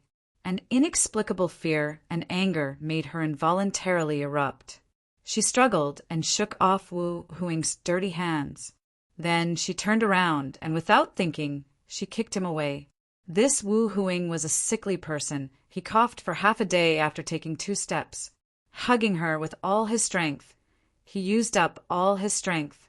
After being kicked in the chest by her, his body fell backwards, his qi and blood flowed in reverse. He spat out a mouthful of blood. Seeing him vomit blood, Xie Xiaoman was also shocked. After a moment of hesitation, she rushed forward and squatted down. She looked at him helplessly and asked, "What happened to you?" Wu Huing's face was sallow. In his anger, he still wanted to say something. But when he opened his mouth, he vomited another mouthful of blood. His neck tilted and he died. This time, Xie Xiaoman really panicked. No matter how unbearable Wu Huing was, he was still Empress Wu's nephew. If Empress Wu found out about this, just as she thought of this, a group of guards came out from the corner of the flowing cup hall. When Xie Xiaoman saw the group of soldiers holding halberds, her heart suddenly turned cold. At the back of the flowing cup hall, there was a flower wall that wasn't very high. She squatted on the ground to support Wu Huing. The soldiers hadn't seen her yet, but it would only take a moment for them to turn around the flower wall. And then, thinking of this, Xie Xiaoman's hands and feet couldn't help but feel cold. Xie Xiaoman was at a loss when she heard an extremely exaggerated scream. Xie Xiaoman looked up and saw Yang Fan running from the long corridor in the direction of the Great Emblem Hall's main entrance. He shouted, "Ayaya, what happened? What happened to this person?" At this time, the group of soldiers had already turned the corner of the hall. When they saw a person lying there, they immediately rushed over and surrounded the three of them. This group of soldiers and Yang Fan weren't from the same department. They belonged to the Yulin Guard. Yang Fan had just been transferred here, so these guards didn't know him. But they recognized Yang Fan's clothes, and they also recognized Xie Xiaoman. When the leader saw Xie Xiaoman, he hurriedly asked, "Xie Due, what happened here? Who is this person?" Yang Fan rushed to say, "Just now, I saw this person turn around the corner of the hall. There was a thin layer of ice on the road, so he staggered and fell down. Xie Due happened to pass by and wanted to help him up in time. This person's body is so weak. Why did he vomit blood after falling?" Xie Xiaoman looked at Yang Fan in shock. Yang Fan winked at her. Xie Xiaoman's long eyelashes fluttered, and she shut her mouth tightly. "Wake up! Wake up! Hey, wake up!" Yang Fan continuously patted and rubbed Wu Huing's chest. Under his efforts to help, the shallow mark from Xie Xiaoman's foot was completely patted away. Not long after, the matter was reported and a steward eunuch came. The steward eunuch had seen Wu Huing before. When he saw it was him, he couldn't help but be shocked. He hurriedly ran back to report to Empress Wu. When Wu Zetian heard this, she hurriedly called for the imperial physician. When the imperial physician arrived, the sickly invalid was already dead. This imperial physician was none other than Wu Zetian's second gigolo, Shen Nanlu. Imperial physician Shen's complexion was fair, his appearance was clear, his temperament was refined, and his manner was refined. Although he was nearly 40 years old, he had taken good care of himself. He looked like a man in his early 30s. He was completely different from Shui Huai. Imperial physician Shen carefully examined the deceased. Naturally, he couldn't find anything. This person was congenitally deficient, his body was extremely weak, and Empress Wu's personal guard and a Jin Wu guard's imperial bodyguard said that he died from falling and vomiting blood. Not to mention that imperial physician Shen's medical skills weren't high enough to find any clues. Even if he found something strange, he wouldn't dare to say anything. God knows how deep the water was in this matter. After imperial physician Shen finished his examination, he cupped his hands to Wu Zetian and said, "Empress, this person's deficiency is caused by tuberculosis. It's a congenitally deficient disease, and it's all due to nourishment that he can survive until today. This fall may not be a big deal for an ordinary person, but for this person, it's enough to be fatal." Chapter 149. When Wu Zetian met Wu Huing the day before yesterday, she knew that he was extremely weak, but she didn't expect him to be so weak that he could die with just a slip. She was disheartened and ordered, "Men, carry the body out of the palace and send it back to Taiyuan for burial as soon as possible." The eunuch carried Wu Huing's body and left in a hurry. The palace gate was about to be locked, so the body had to be carried out as soon as possible. The eunuch carried the body to Xuanwu Gate, where the palace guards carried it out. While Wu Zetian was dealing with the aftermath of the incident, Xie Xiaoman forced herself to remain calm, but her heart was racing. She stole a glance at Yang Fan and saw that he was calm. Xie Xiaoman couldn't help but admire him. This guy has some guts to be able to be so calm in front of the Empress Dowager. Yang Fan had seen people killed at the age of 9, and when he was 13, he followed his senior brother to kill people. At that time, he followed his senior brother into the mountains to quell a rebellion, and the number of rebels who died in his hands was more than 10. In Luoyang, he had personally killed several enemies, so there was nothing to say about his mental fortitude. Although Wu Zetian's aura was strong, Yang Fan had been with curly beard since he was young, and the aura of that generation's hero was not something that ordinary people could withstand. Yang Fan had been living with it for many years and was already used to it. In this aspect, Xiao Man was indeed inferior to him. She was taken in by Ani Xie as a guard, not an assassin. Although Xiao Man had also killed people before, it was all because of Wu Zetian's orders. This person was also the ruler of the entire empire, so she naturally felt that it was only natural for her to do so. But now it was the exact opposite. The person she killed was the nephew of this woman who could decide the life and death of everyone in the world. So of course, she was afraid. When Wu Zetian ordered the body to be carried out of the palace, Xie Xiaoman finally relaxed. Yang Fan and Xie Xiaoman left the main hall and looked at each other without saying a word. On the west side of the palace was a rather large city. Most of the residents were guards and warriors. Xie Xiaoman's residence was also in the city. The two of them walked together for a long time without speaking. After walking for a long time, Xie Xiaoman finally stopped. She lowered her head and said to Yang Fan, "Thank you." Yang Fan smiled and said, "No need to thank me." Xie Xiaoman pursed her lips, slightly raised her eyes, and asked curiously, "This is no small matter. Why are you willing to take on such a huge responsibility to help me?" Yang Fan said, "Must there be a reason to help someone?" Xie Xiaoman said, "If it was like how you saved that little girl on the night of the Upper Yuan dynasty, of course you wouldn't need a reason, but this time, I can't tell that you're a righteous Jianghu wanderer?" Yang Fan said, "All right. Actually, it's because I feel that it's not worth it for you to pay with your life for such a person." Xie Xiaoman quietly stared at him for a long time. Her lips gradually curled into a smile. "You're actually not a bad person." Yang Fan blinked and said, "Didn't you say that I'm a lecher who attracts bees and butterflies?"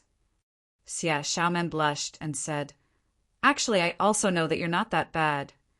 She bit her lips and said, "It's one thing that you've done me a favor, but I still have to say that the palace maids are all people with bitter lives. This palace is like a big cage. Trapped in here, they won't be able to see the light of day until it's time for them to be released. It's fine if they don't fall in love. Otherwise, their days will be even more bitter. Moreover, if something really happens, you and they will all be beheaded." Seeing that she was quite serious, Yang Fan couldn't help but not know whether to laugh or cry. After listening to her, he couldn't help but ask, "Do you think I'm seducing those palace maids?" Xie Xiaoman stared at him with a pair of big black and white eyes and said in a very strange tone, "Do you think that there's any other meaning to your actions?" Yang Fan said helplessly, "Big sister, I'm older than you. Little sister, just call me Xie. Xie, I'll tell you the truth. Actually, those girls are too bored and took the initiative to stick to me." Xie Xiaoman sighed softly and said, "Good advice is unpleasant to the ear. It's fine if you don't listen to me. Anyway, I've already transferred you to Wu Cheng Hall. In the future, with me watching over you, you won't be able to play any tricks. Let me tell you in advance, Wu Cheng Hall is where the Empress Bureau is located. The rules are very strict." Seeing that she didn't believe him at all, Yang Fan was very depressed. Those palace maids were more clever than the last. In front of Xie Xiaoman, they were all like obedient little white rabbits. How could Xie Xiaoman believe what Yang Fan said? Yang Fan could only helplessly sigh and said, "Miss Xiaoman, I'm your savior." Xie Xiaoman replied seriously, "Your kindness, Xiaoman will remember in my heart. If there's a chance, I will definitely repay you. But I can't just sit back and watch you do whatever you want just because you've done me a favor. Besides, what I'm doing is not necessarily a bad thing for you." Yang Fan spread out his hands and said, "Do you know that your wishful thinking is so one-sided? You don't believe my explanation at all. I'm very depressed." Xia Xiaoman chuckled lightly and said, "All right, stop pretending. In any case, you're not allowed to do anything too outrageous." At this time, a lantern slowly turned from the corner of the hall. The one carrying the lantern was the little palace maid Xu Xiaomiao of Wucheng Hall. Xu Xiaomiao carried the lantern and wore a palace dress. Her footsteps were light, like a happy butterfly. "Aya, who's standing here? You scared me." Xu Xiaomiao hurriedly stopped and patted her chest. When she saw that it was Yang Fan and Xia Xiaoman standing opposite each other, she couldn't help but exclaim in surprise, "Xia Due, bro beta Persei." "Oh, you guys." Xu Xiaomiao glanced at the two of them, her eyes filled with warmth. Xia Xiaoman explained, "I was just about to go back to my residence to rest. He happens to be on the same path as me." "Oh, yes, Xiaomiao understands. It's just the same path, just the same path." Xu Xiaomiao smiled and nodded hurriedly. Xia Xiaoman looked as if she was afraid that Xia Xiaoman wouldn't believe her, and Xu Xiaomiao also looked as if she was afraid that Xia Xiaoman wouldn't believe her. Yang Fan stood at the side and couldn't help but laugh as he watched. "Ah, Xia Due, bro, beta Persei. I still have to return to Wucheng Hall to continue my duty. I'll take my leave first." Xu Xiaomiao lifted the hem of her dress, squatted in front of them, and walked past them. Xia Xiaoman clearly saw that the moment she flashed past the two of them, she gently stuck out her tongue. Xia Xiaoman was very depressed, but she didn't know how to explain. She was about to leave in a sullen mood when she suddenly heard a whisper like a mosquito from afar. "No wonder Xia Due was so fierce to me, and even wanted to transfer second brother to Wucheng Hall to watch over me. So that's why." Xu Xiaomiao's voice wasn't loud, but Xia Xiaoman and Yang Fan's ears were very good, so they heard it clearly. "So that's why. So that's why." Xia Xiaoman suddenly turned around, as if she wanted to catch up and explain to Xu Xiaomiao, but then she thought that this kind of thing would only make things worse. She could only stomp her feet angrily and walk forward sullenly. Her two long legs spread out, and she walked quite fast. Yang Fan immediately caught up with her and walked beside her. The two of them walked like this for a long time without saying a word. Xia Xiaoman suddenly glared at him and said, "What are you laughing at?" Yang Fan said, "When did I laugh?" Xia Xiaoman said angrily, "Your eyebrows, eyes, mouth, and nose are all obviously smiling. Do you really have to laugh out loud to be considered smiling?" Yang Fan said leisurely, "Someone finally experienced the feeling of depression that I felt just now. I can't not laugh, even if I want to, ha! Ha ha!" Yang Fan puffed out his chest and walked past Xia Xiaoman with his head held high. "You!" Xia Xiaoman was extremely angry, but when she looked up, she saw that they were already close to Jiacheng, and a few soldiers were walking over with their shoulders swaying. Afraid that chasing after them would cause more gossip, she could only watch helplessly as Yang Fan walked through the door. The Hall of Martial Accomplishment, where Yang Fan was on duty, was an important place where Wu Zetian handled government affairs and received trusted officials after the court session ended. This palace was located on the west side of the Ming Hall. The main hall had 3 main entrances. The first one was the Guangfan Gate, the second was the Qianhua Gate, and the third was the Wuqing Gate. There was another gate on the east side of the hall called the Dongming Gate, and another gate on the west side called the Guangyun Gate. Out of the Guangyun Gate, through the Chengel Gate, and into the Mingfu Gate was the Hall of Governmental Affairs, Prime Minister's Yamen. To the west of the Hall of Governmental Affairs was the Hall of History. To the south of the Hall of History was the Internal Medicine Bureau, and to the north was the Food Kitchen. To the north of the Hall of Governmental Affairs was the Women's Hospital, and to the north of the hospital was the Cultivation Academy. This area could be said to be the core area where the court handled daily government affairs. Yang Fan was on duty in the third courtyard of the Hall of Martial Accomplishment, the Wu Qing Gate. Early in the morning, when it was time for Yang Fan to be on duty, he rushed to the Wu Qing Gate. At this time, Empress Wu was in the Ming Hall, summoning all the civil and military officials for a court session. The red sun had just risen, and a faint red hue covered the earth. The eunuchs and palace maids were busy sweeping and cleaning. At this time, a handsome young man wearing a soft hat, a round collar robe, and a leather belt around his waist slowly walked over. "Greetings, Shangguan awaiting imperial edict." "Greetings, Shangguan awaiting imperial edict." Along the way, the palace maids and palace maids greeted her one after another. Shangguan was awaiting imperial edict. The position of awaiting imperial edict began in the Han Dynasty. The awaiting imperial edict of the Tang Dynasty was very different from the awaiting imperial edict of the Han Dynasty. During the Han Dynasty, the awaiting imperial edict also had to accompany the emperor to court and await his orders at any time. The awaiting imperial edict of the Tang Dynasty was usually placed on duty at the Hanlin Academy. As a awaiting imperial edict, Shangguan did not need to go to court unless special permission was given. Normally, she would rush to the Wu Chung Hall before Empress Wu and sort out the unfinished documents from the day before. She would leave behind those that needed to be personally reviewed by Empress Wu and sort them out. She would also distribute those that needed to be sent to the various yamens. Shangguan leisurely walked to the front of the Wu Chung Hall. Just as she was about to step into the hall, her gaze swept past the face of the imperial bodyguard at the side. Her leg, that had already stepped over the threshold, withdrew. She twisted her body and carefully sized up Yang Fan. With a slightly surprised expression, she said, "You are." Yang Fan was also looking at her. As soon as she arrived, Yang Fan had noticed her. Miao Shinka's whereabouts were in the hands of this woman. Yang Fan's only target in the palace was this woman. How could he not pay attention to her? But he had tried every possible way to get close to her. Now that she was right in front of him, how could he ask her? Alas! The reeds were green, and the white dew was like frost. The so-called beauty was on the other side of the water.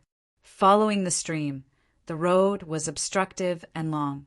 Following the stream, it was as if she was in the middle of the water. Compared to this gentleman pursuing a fair and graceful lady, the current situation was not easy at all. Chapter 150. Yang Fan was thinking hard and could not help but be distracted. When Shanghai Wana was talking to him, his eyes were still staring straight ahead. Halfway through Shanghai Wan's sentence, he came back to his senses and hastily saluted. Subordinate Yang Fan pays respect to Shangguan Dai Zhao. As he saluted, he forgot about the big halberd in his bosom. The big halberd swayed and fell to the side. Yang Fan hastily grabbed it. Shanghai Wan felt like laughing. The corner of her mouth twitched slightly. "Please," she said. "Yes, it is indeed you. Why are you here?" Yang Fan replied, "Zaixia initially joined the Jinwu Guards and became a cook. But in just 3 days, I was transferred to lead the army." Shanghai Wan smiled and said, "Very good. In this way, when I have free time in the future, I can ask for some advice on your kuja skill." Yang Fan laughed. "Shangguan Daizhao's kuja skill is really brilliant. Zaixia is also interested to learn from you." Shanghai Wan nodded her head and stepped into the hall. There is a strange feeling in her heart. She turned her head to look at Yang Fan and saw that his expression is normal and there is nothing unusual. But the strange feeling in her heart is still lingering and she could not explain it clearly. Yang Fan is deep in thought, his eyes look dangerous. Shanghai Wan has already sensed it, but she could not figure out what that expression means. Empress Wu is in charge of the Wu Chung Hall. She will take a break at noon and then have a meal. Following that, she will go to Wu Chung Hall. After her afternoon nap, she will meet with a few ministers who need to discuss military affairs in private. Therefore, for the whole morning, Shanghai Wanner was the owner of Wu Chung Hall. For the rest of the time, Yang Fan had been standing at the door, anxiously looking into the hall. Unfortunately, Shanghai Wanner did not come out again.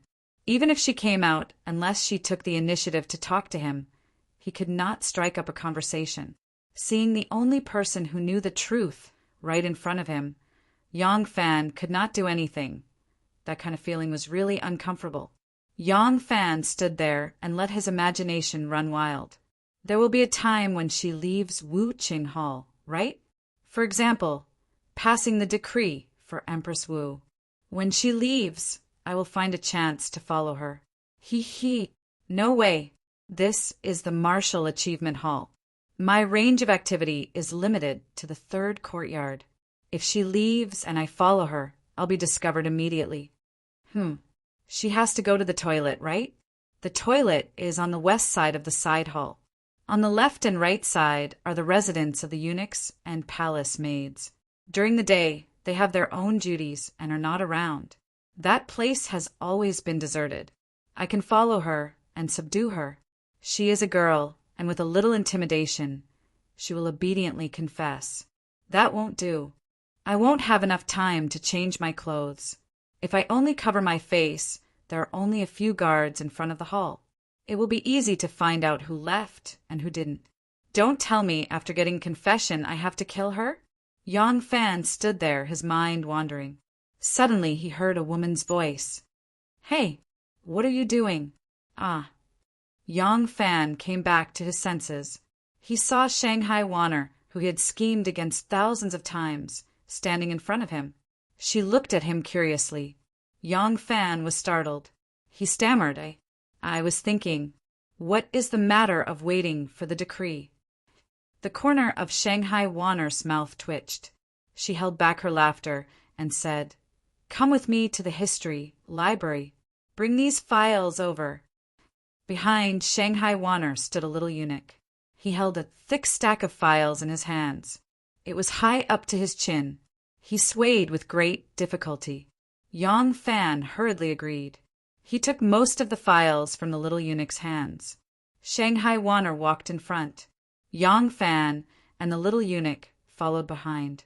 Even though Yang Fan took most of the files, it was still very easy for him to carry.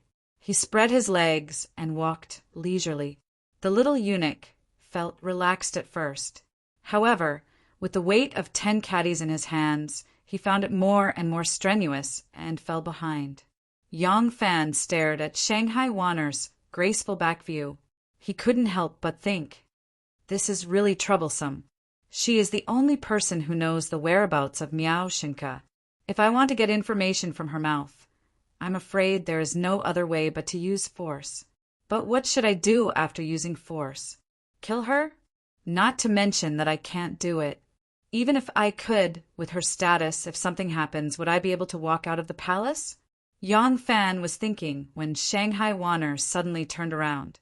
She said with a smile, You go to the palace. Shanghai Wanner turned around. She found that Yang Fan's eyes were fixed on her, and the angle of his line of sight. With just a glance, Shanghai Wanner could tell that if she did not turn around, Yang Fan's angle of view would be below her waist, the position of her buttocks. Shanghai Wanner's tender cheeks turned hot. She suddenly felt a little angry. Yang Fan was deep in thought with the files in his hands. Shanghai Wanner suddenly stopped. Yang Fan realized that he was about to bump into her. He hurriedly stopped. The tall stack of files in his arms fell forward due to inertia. With a crash, they scattered on the ground. Yang Fan quickly squatted down to pick up the files. The embarrassment in Shanghai Wanner's heart lessened slightly. She glared fiercely at the back of Yang Fan's head. Seeing that the little eunuch had just caught up, she also squatted down to help him pick up the files. Let's go. Shanghai Wanner picked up the last file and slapped it heavily on the tall stack of files in front of Yang Fan. She raised her chin and turned around like a proud peacock. This peacock walked in front. As she walked, she gradually became uncomfortable. She did not know if Yang Fan was still staring at her. She did not dare to turn around to look. In her consciousness, there was always a pair of eyes staring at her buttocks. It made her a little itchy, a little numb, and a little uncomfortable. When the little eunuch caught up, he suddenly found that Shangguan Dai Zhao was walking with a slight limp. Shanghai Wanner grew up in the palace. The only men she had seen in her childhood were eunuchs. After she was recognized by Empress Wu and became Empress Wu's Dai Zhao, she helped Empress Wu to manage the Hongwen Library. She weighed the talents of the world. Most of the people she came into contact with were learned scholars.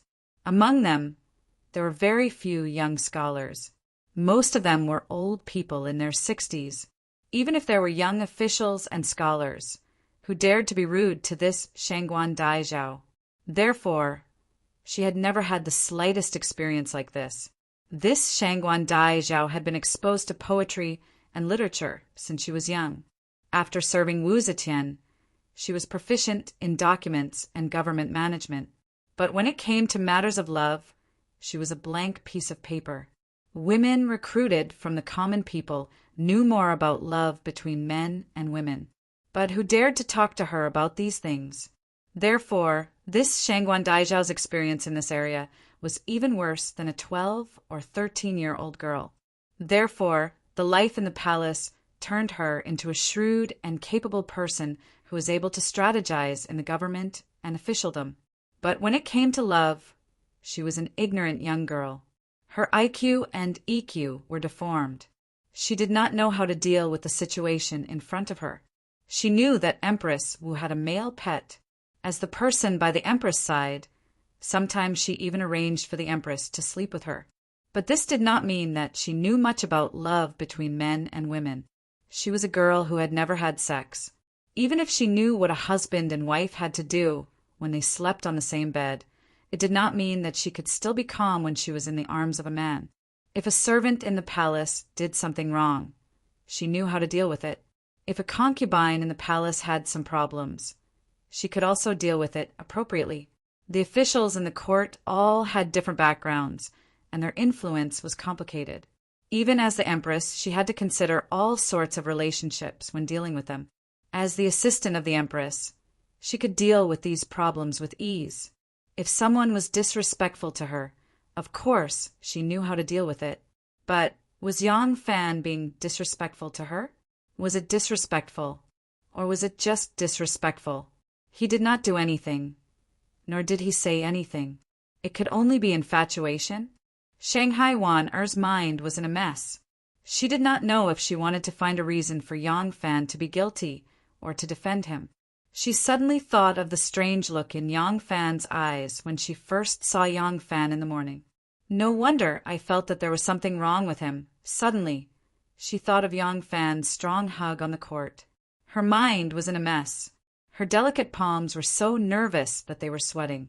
Reprimand him? That did not seem appropriate. Punish him? That was too unreasonable. But to let him go so easily, she was not willing. Wan-er's mind became more and more confused. Her usually elegant palace pace became more and more chaotic. Finally, she walked with a limp. There was a book in the streets called Destiny. It told the story of a knight-errant. A knight-errant followed a godly thief and broke into a manor. Coincidentally, he saw the daughter of a rich family taking a bath. As a result, the ranger became the lover of the daughter, and the godly thief was chased to death. The godly thief died puzzled. They had the same experience, but why was the treatment so different? Someone exposed the mystery. Who told you to be ugly? Shanghai Wana was like this now. Yang Fan's heroic appearance on the court and his handsome appearance had long left a good impression in Wanner's heart. That day, Yang Fan's hug on the court made Wan think even more in the cold winter night. So when she found out that Yang Fan was peeping at her, her immediate reaction was to be embarrassed and flustered. If it was another person, if they dared to stare at Miss Shangguan's butt, they would have dug their eyeballs out. Finally, they arrived at the Library of History. Shanghai Wan let out a long sigh of relief. If she continued to walk like this, she was worried that she would trip herself because of her messy footsteps. The Library of History was to the west of the Hall of Governmental Affairs. The two yamens were not far from each other, but the liveliness was completely different. People came and went from the yamens of the Hall of Governmental Affairs, but the entrance to the Library of History was deserted. It was quiet, and there was not the slightest movement. Shanghai Wanna stopped walking. Her heart was still beating wildly. The more she wanted to maintain her calm, the more she felt suffocated. Flustered, she avoided Yang Fan's gaze and ordered, "You guys put the files in that side hall." Yang Fan did not know how much his unintentional action had stirred up in this woman's heart, which was whiter than a piece of white paper.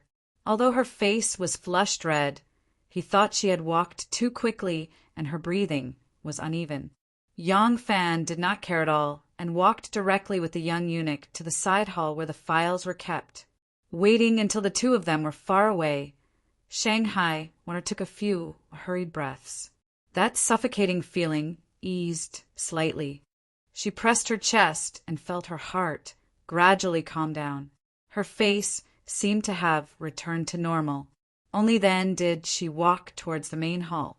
Chapter 151. The main hall was quiet, and there were 7 or 8 scholars sitting there. The oldest of these scholars was nearly 70 years old, and the youngest was 46 or 47 years old. There were more than a dozen folding tables in the hall, and in front of each table was a futon. On the tables were the 4 treasures of the study and all kinds of books. Next to each table was a large earthen urn with many scrolls. As soon as she entered the hall, the smell of ink hit her face. Those 7 or 8 scholars were responsible for compiling history, making announcements, and summarizing all kinds of documents. Their work was relatively easy. The historical events of the past few years could only be described in 100 or so characters. Therefore, they usually had nothing to do, other than writing calligraphy, drawing, and occasionally taking on some private jobs to earn some money. They would gather together to recite poems and compose, enjoying themselves. At this time, they were gathered in front of a table, shaking their heads and chanting. As soon as Shangguan Wan entered the hall, a few little eunuchs who were serving in the hall saw her first. They hurriedly came forward and saluted. "Greetings, Shangguan Wan Er." "Ah, Shangguan Dai Zhao is here." When the scribes saw Shanghai Wanner coming in, they all came forward to greet her. Shangguan Wanner heaved a sigh of relief and said with a smile, "Scholars, have you come up with another masterpiece?" A scholar in his 50s stroked his beard and laughed. "Shangguan Dai Zhao has come at the right time. Old Guan has just written a good poem and wanted to ask Shangguan Dai Zhao to appraise it." Old Guan was referring to the oldest scholar among the scholars. His name was Guan Yi, and he was 67 years old this year. Because he was the most senior among them, he was the only one who could sit in his seat without getting up to greet Shangguan Wan. Hearing the scholar's flattery, Guan Yi chuckled and was about to pick up the poem he had written when a scholar next to him picked it up and held it up. The scholar held the poem in his hand and said to Shanghai Wanner, "I will recite it on behalf of Old Guan. Please appraise it on behalf of Shangguan Dai Zhao." This scholar was called Zhang Liang, and he was also a scholar in the Hall of History. He immediately held the poem in his hand and said, while shaking his head, "The morning court opens in the Purple Hall. The good atmosphere follows the morning. North Kei Hua Jing is present, the east dawn is new. The shadows and fragrant mist merged together.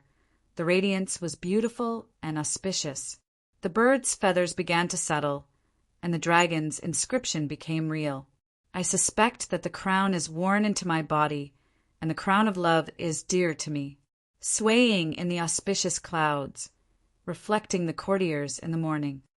After Zhang Liang finished reciting the poem, Guan Yi smiled and said, "This old man woke up early today and came to the Hall of History. I saw from afar that the Empress of Heaven was holding a court meeting. Hundreds of officials were in the hall. The atmosphere was solemn. I was inspired, and after thinking for a long time, I wrote this poem. What does Shangguan Dai Zhao think of this poem?" Shangguan Wanner said, "Elder Guan's poem is profound and full of charm. It describes the atmosphere of the royal court in the morning." Just as she said this, Yang Fan poked his head in from the doorway and raised his voice to ask, Shangguan is waiting for the edict. The things have been placed in place. If there are no other instructions, I will go back first. Old Master Guan, he stroked his beard, slightly closed his eyes, and gently nodded with a smile on his face. He was listening to Shangguan Wan, Uri's praise, as if he was listening to heavenly music. Suddenly being interrupted, he frowned, opened his eyes, and cast a displeased glance at him. Aya, you are Yang Fan. A young eunuch in the Hall of History heard Yang Fan's voice. He took a closer look and suddenly cried out in surprise. As soon as the words came out of his mouth, he realized that he had forgotten himself and hastily covered his mouth. This young eunuch also liked to play kuju. When Yang Fan was competing in the palace, he was also present to watch. He had a deep impression of his idol. As soon as he recognized him, he could not help but cry out. Unexpectedly, as soon as he cried out, the youngest scholar Lin Shiming also could not help but cry out in delight. What did you say? He is Yang Fan? That day, he scored 5 goals in a row in kuju, and together with Princess Taiping, fought 5 against 10 and defeated the Tubo Yang Fan on the kuju field? Kuju was indeed the most widespread and popular sport in the Tang dynasty, with countless fans. This scholar Lin was also a fan of kuju and kuju. Usually, when he had nothing to do, he would arrange a duel with 3 or 5 friends to play kuju or kuju for fun. Knowing that the imperial guard in front of him was the Yang Fan he often talked about, he could not help but be surprised and happy. Seeing that Scholar Lin was also making a fuss about the appearance of a palace guard, Guan Fuzi was even more displeased. He dragged out his voice and lightly asked, This guard, who is he? Zhang Liang, who was standing to the side, answered, He is a palace guard. It sounds like he is good at kuju. Guan Fuzi made an oh sound and his eyelids drooped. His left hand pulled on his right sleeve, picked up a brush, filled it with ink, and waved it on the paper. He disdainfully said, Kuju is just a small trick. It does not benefit the country, nor does it benefit the people. It is just a small trick to entertain others and oneself. There is no need to make such a fuss. Hearing the sarcasm in his words, Scholar Lin could not help but blush. However, Guan Fuzi was too senior, so he did not dare to refute. Shanghai Wanner slightly frowned her delicate eyebrows. This Guan Fuzi had always been arrogant, but with his status it was not a bearing for him to be so calculative with a palace guard. Shanghai Wanner was about to casually say a few words to get over this unpleasant atmosphere, but Yang Fan opened his mouth with a smile. The relationship between imperial guards and these idle historians was not even close for 8 lifetimes. He did not have to worry about offending these historians. Moreover, he did not even want to be an imperial guard for long. In fact, he did not take Guan Fuzi's words to heart. It was not to say that Yang Fan's cultivation had reached a state where he did not rejoice in material things and did not grieve for himself. It was because until now he had not regarded himself as an imperial guard. He had not integrated himself into the court or into this environment. Everything he was doing now was only to find Miao Shinka and get close to Qiu Shinji. When his goal was achieved, he would leave. Everything here was just a memory to him. Why would he care if Scholar Lin looked down on his kuja skill that he was so proud of? However, he could not care about Guan Fuzi's belittling of himself, but he cared about the feelings of Scholar Lin and the little servant who were humiliated. They were humiliated because they appreciated my talent. How could I sit back and watch? Yang Fan stepped into the hall and said in a clear voice, I beg to differ with what this old man said. Although bow striking is not a great way, it is not without benefits to the country and the people. If we really talk about its usefulness, I think it is a bit better than those poems and prose that you have scribbled on. Guan Fuzi's wrist sank and a piece of calligraphy was ruined. He angrily raised his head and glared at Yang Fan. Ignorant boy, what did you say? He said. What did you say? You said that these poems and songs are small ways? They are not as good as kuju, those juggling things for fun? Preposterous, truly preposterous. Guan Fuzi was old. When Li Shimin vigorously promoted the Kuja movement in the Tang dynasty to improve the people's equestrian archery level, he had long passed the age to learn Kuju. Therefore, he had always disapproved of this movement and even had some resistance. He was an elder of the Academy of History. The other scholars and editors all gave him some respect. Now that he was being taught a lesson by a soldier, how could he bear it? Yang Fan said, "The Hebei province of Jizhou had a drought last year, and the winter was bitter cold. Now it is the season when the young and the yellow are not growing. Many refugees are begging to come to the capital. Can you compose a poem to let them have food and clothing?" Guan Fuzi was startled and said angrily, "Outrageous! How is this possible? This—" Yang Fan said again, "The 4 towns of Anqi have fallen, and there are different opinions in the court. Some people think that Anqi is a useless place, and it is better to abandon it and concentrate on China. As a result, Anqi has fallen, and it has not been recovered for a long time. Why don't you compose a poem to let the Tubo people give up the 4 towns? What do you think?" Guan Fuzi's face turned redder, and he trembled with anger. He said repeatedly, "Nonsense. A bunch of nonsense. Poetry is a matter of elegance. What you said is military strategy. It is completely unrelated. You are really cough, cough, cough." Yang Fan did not wait for him to finish and continued, "On Taiyang Mountain, bandits run amok. When the local authorities arrest them, they escape into the mountains. When the local authorities do not pursue them, they come back and cause trouble. The local people suffer greatly and suffer unspeakably. Why don't you compose a poem to bring them to justice?" Guan Fuzi's fingers trembled, and his face turned purple. He pointed at Yang Fan and said, You. Yang Fan's face darkened, and he said sternly, "The way of literature and martial arts is the foundation of governing a country. Poetry is just a game derived from the way of literature. It cannot build irrigation works, develop agriculture, and let the people have enough food and clothing. It cannot make the country rich and powerful, serve the country and help the world. It is just something to entertain others and to nourish the body and mind. Why are you so proud of it? Poetry is derived from the way of literature, and bow beating is derived from the way of martial arts. Bowing can strengthen the body, train riding and archery, entertain people in peacetime, and have great use in wartime. Why can't it be compared to your poem? If you really want to think about it, your poems can only be enjoyed by 3 to 5 scholars, shaking their heads and enjoying themselves. My bowing is enjoyed by the nobility, scholars, common people, peddlers and servants. Everyone can enjoy it. How can it compare? Your poems and prose require you to rack your brains and chew over the words. Every single one of them is so weak that they can't distinguish between the 5 grains. My kuju can strengthen the body, train riding and archery, and protect the country. How can it compare? Not far from the Hall of History is the Hall of Governmental Affairs. The ministers in the Hall of Governmental Affairs have to attend to a myriad of affairs every day and worry about the affairs of the world. How could they rely on your useless poems? You. Guan Fuzi was so angry that he almost fainted. Yang Fan did not pay any more attention to him. He smiled and bowed to Shangguan Wanner. "Shangguan Wanner," he said, "I still have duties to attend to. If there are no other instructions, I will return to my duty at Wu Cheng Hall."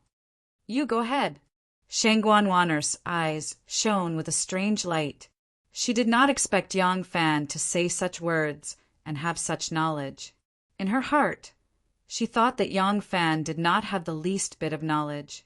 Yang Fan smiled and bowed, turned around and left. Shangguan Wanner looked at his back and was slightly lost in thought. Behind her, as soon as Guan Fuzi saw that Yang Fan was about to leave, he angrily stood up. Unexpectedly, because he had been sitting for too long, the blood in his legs was not flowing smoothly. When he suddenly stood up, his legs were numb and his head was lacking blood. His vision darkened and he fell backward. Zhang Liang quickly supported him and shouted, "Old scholar, what happened to you?" Chapter 152. It wasn't a big deal for an ordinary person to be angered, but Master Guan was old and frail, and his body was already very weak. After being angered, he immediately fainted. Shanghai Wan hurriedly sent a young servant to fetch the imperial physician. The young servant hated this old man for putting on airs and looking down on everyone. On the way, he purposely dawdled a little. The imperial physician used needles to revive Master Guan.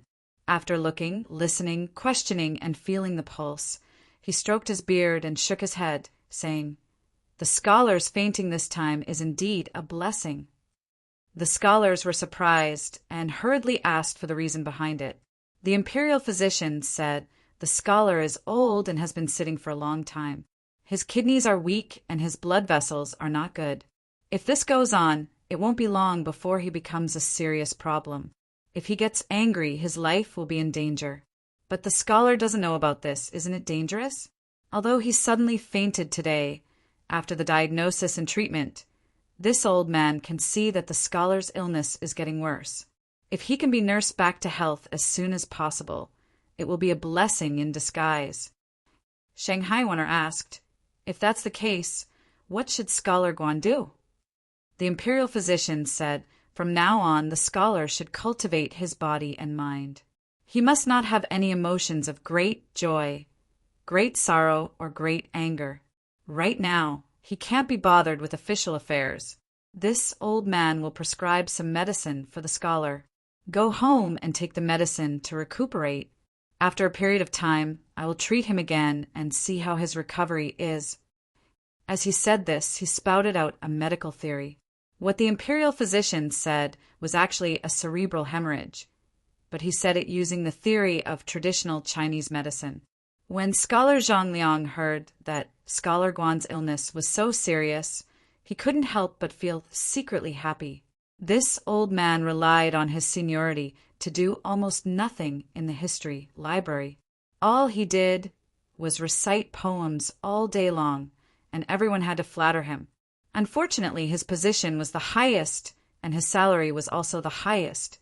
This time he was finally kicked out. Scholar Zhang was secretly happy, but his face was full of shock. The scholar's illness is so serious? Scholar Lin, I'll have to trouble you to find a carriage and have it wait outside the illustrious Virtue Gate. My colleagues and I will take care of Scholar Guan for now, and then we'll help him out. Lin Shiming was the youngest. Naturally, he would be the one to run the errands. Without another word, he hastily went out of the palace to prepare the carriage. On her side, Shanghai Wana looked after him until several scholars helped Guan Fuzi out of the palace. Only then did she return to Wu Qingdian.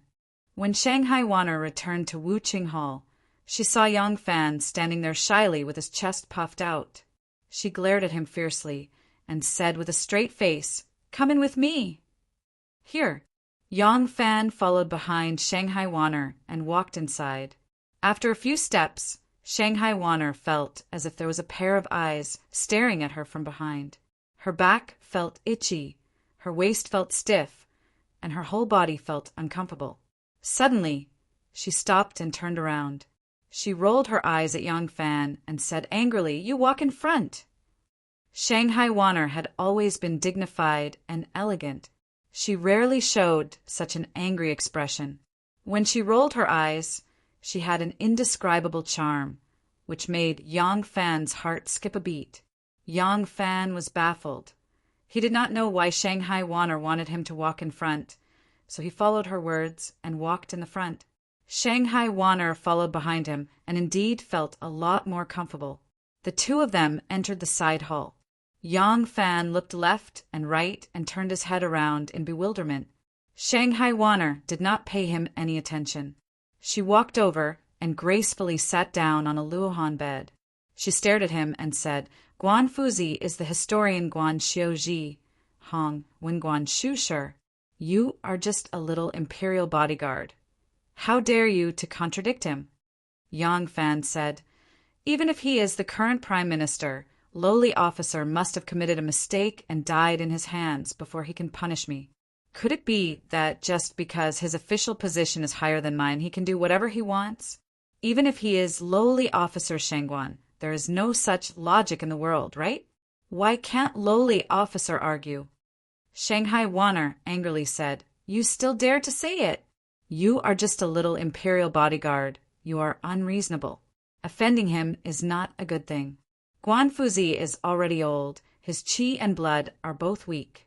Because of your anger, he was carried home to recuperate. If by any chance something bad happens to him, won't it be a big trouble for you? Yang Fan could not help laughing. That's strange, he said. Dai Zhao keeps saying that lowly officer contradicted him. But Dai Zhao was also present at the time. You should have seen it clearly. Obviously, he insulted me first. Lowly officer argued with him a few words. How did it become a contradiction? Did lowly officer use any obscene words to impose on that old Fuzi? That old Fuzi, relying on his several years of age, can wantonly belittle other people. How can other people's argument be called a contradiction? If that's the case, it'll be much easier to distinguish between right and wrong in this world. No matter how old you are, I'll just invite someone older than you. No matter what nonsense he says, you won't be able to defend yourself. Isn't that enough? Hearing this, Shanghai Wanner wanted to laugh, but hastily she put on a straight face and sighed softly. No matter what, you are too reckless. If Guan Fuzi really becomes sick from anger with your status, who will speak up for you? Yang Fan could hear the concern in her voice, so he casually said, I can't care about that. In front of Shangguan Dai Zhao, he said that lowly officer can't bear it. How can lowly officer tolerate it? This was also Yang Fan's cleverness. It was obvious that he stood up because the scholar Lin and the little chamberlain who appreciated him were humiliated. At this time he turned to Shanghai Wanner and said, You see, how much do I care about my image in the heart of my immediate superior? However, the speaker did not mean it, but the listener heard it. His previous series of actions had already made Shanghai Wanner misunderstand his meaning. As soon as the sentence came out, Shanghai Wanner's heart jumped with a pung sound. She panicked for no reason. He doesn't want me to look down on him, so he disregards the consequences and angrily refuted me? Shanghai Wanner had never had a man make such a confession of love to her in her life. For a moment, she was flustered and did not even know where to put her hands and feet. She was afraid that Yang Fan would see the expression on her face, so she quickly lowered her head and coughed softly. I was just giving you some advice on how to do things. This time, you don't need to worry too much. If there is a problem with Guan Yi's Jinqi, the striking the bow was personally carried out by Emperor Taizong, so he dismissed it as worthless. If you refute him, you are protecting Emperor Taizong. With this kind of loyalty, there will be no problem. After saying this, Shanghai Wanner felt that she was out of breath again. She quickly picked up a memorial and examined it attentively. She waved her hand at Yang Fan and said, Okay, go and do your work. Yang Fan clasped his hands in respect, turned around and walked out the door. As soon as Yang Fan's figure disappeared from the door, Shanghai Wanner, who had been looking at him from the corner of her eyes, placed her hand on her chest and let out a big breath. Shanghai Wanner composed herself and secretly spat. What a good-for-nothing. What kind of big event have you not seen before? A little imperial bodyguard expressing his love to you. Is there a need to panic like this? Although she said that, the feeling of someone expressing their love for the first time was like a stone falling into the water, creating a ripple. How could it be so easy to calm down? Shanghai Wanner sat there in a daze. She suddenly remembered that because her father was guilty, she was sent to the palace as an official slave. Now, although she had the Empress Dowager's appreciation and became the Empress' close minister, she had almost everything in this world. The only thing she could not have was the freedom to marry and have children, to build a family. She could not help but feel dejected, and her heart also became cold. After being in a daze for a long time, Shanghai Wanner sighed softly and thought gloomily, Even if you have freedom, can you really marry a little imperial bodyguard in the imperial army? Don't let your imagination run wild. Just focus on your work. Shanghai Wanner forced herself to calm down and turned her gaze to the memorial. As soon as she saw it, she could not help but let out an ah sound and immediately blushed.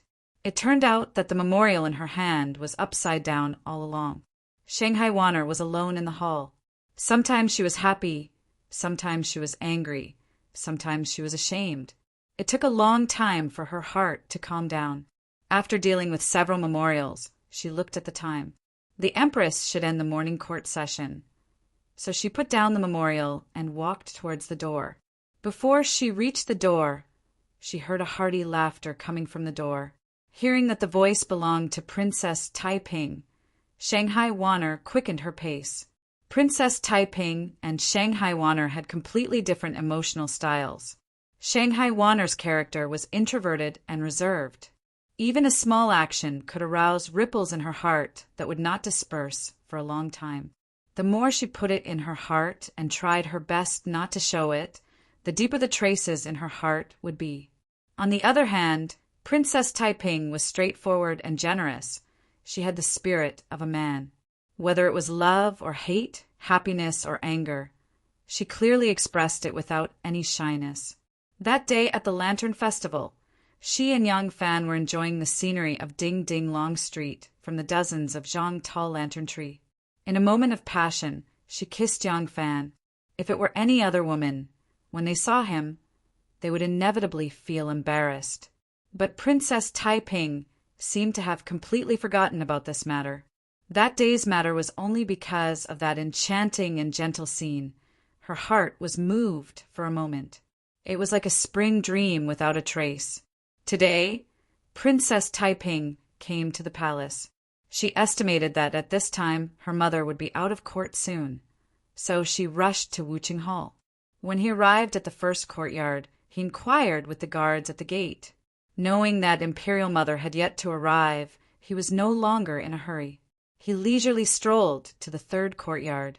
Before he entered the hall, he saw Yang Fan standing there. Princess Taiping immediately walked over. "Greetings, Your Highness."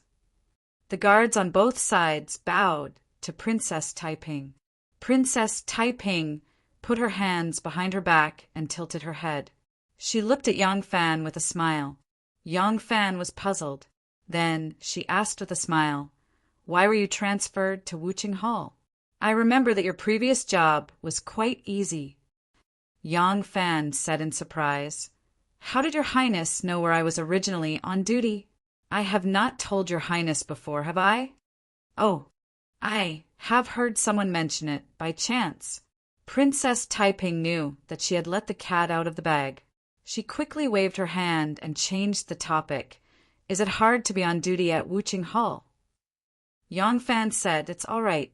In fact, except for the stricter rules here, everything else is not bad. Princess Taiping nodded and said, "Well, how did you take turns? Tell me about it.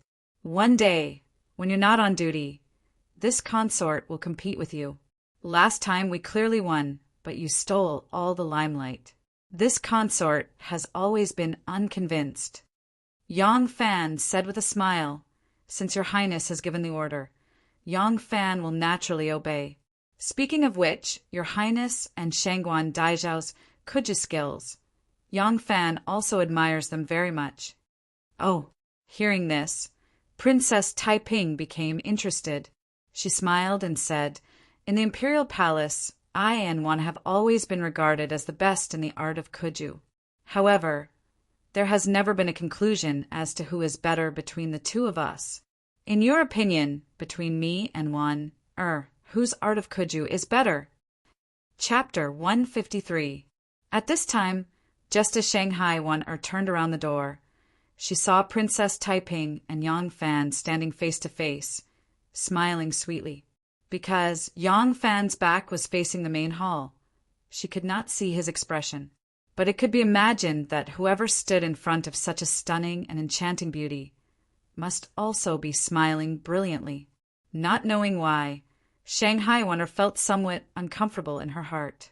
With his back to Shangguan Wan, Yang Fan said, "When I was playing Kuju with the Imperial Guards that day, I deeply felt that Your Highness's Kuju technique is extremely exquisite.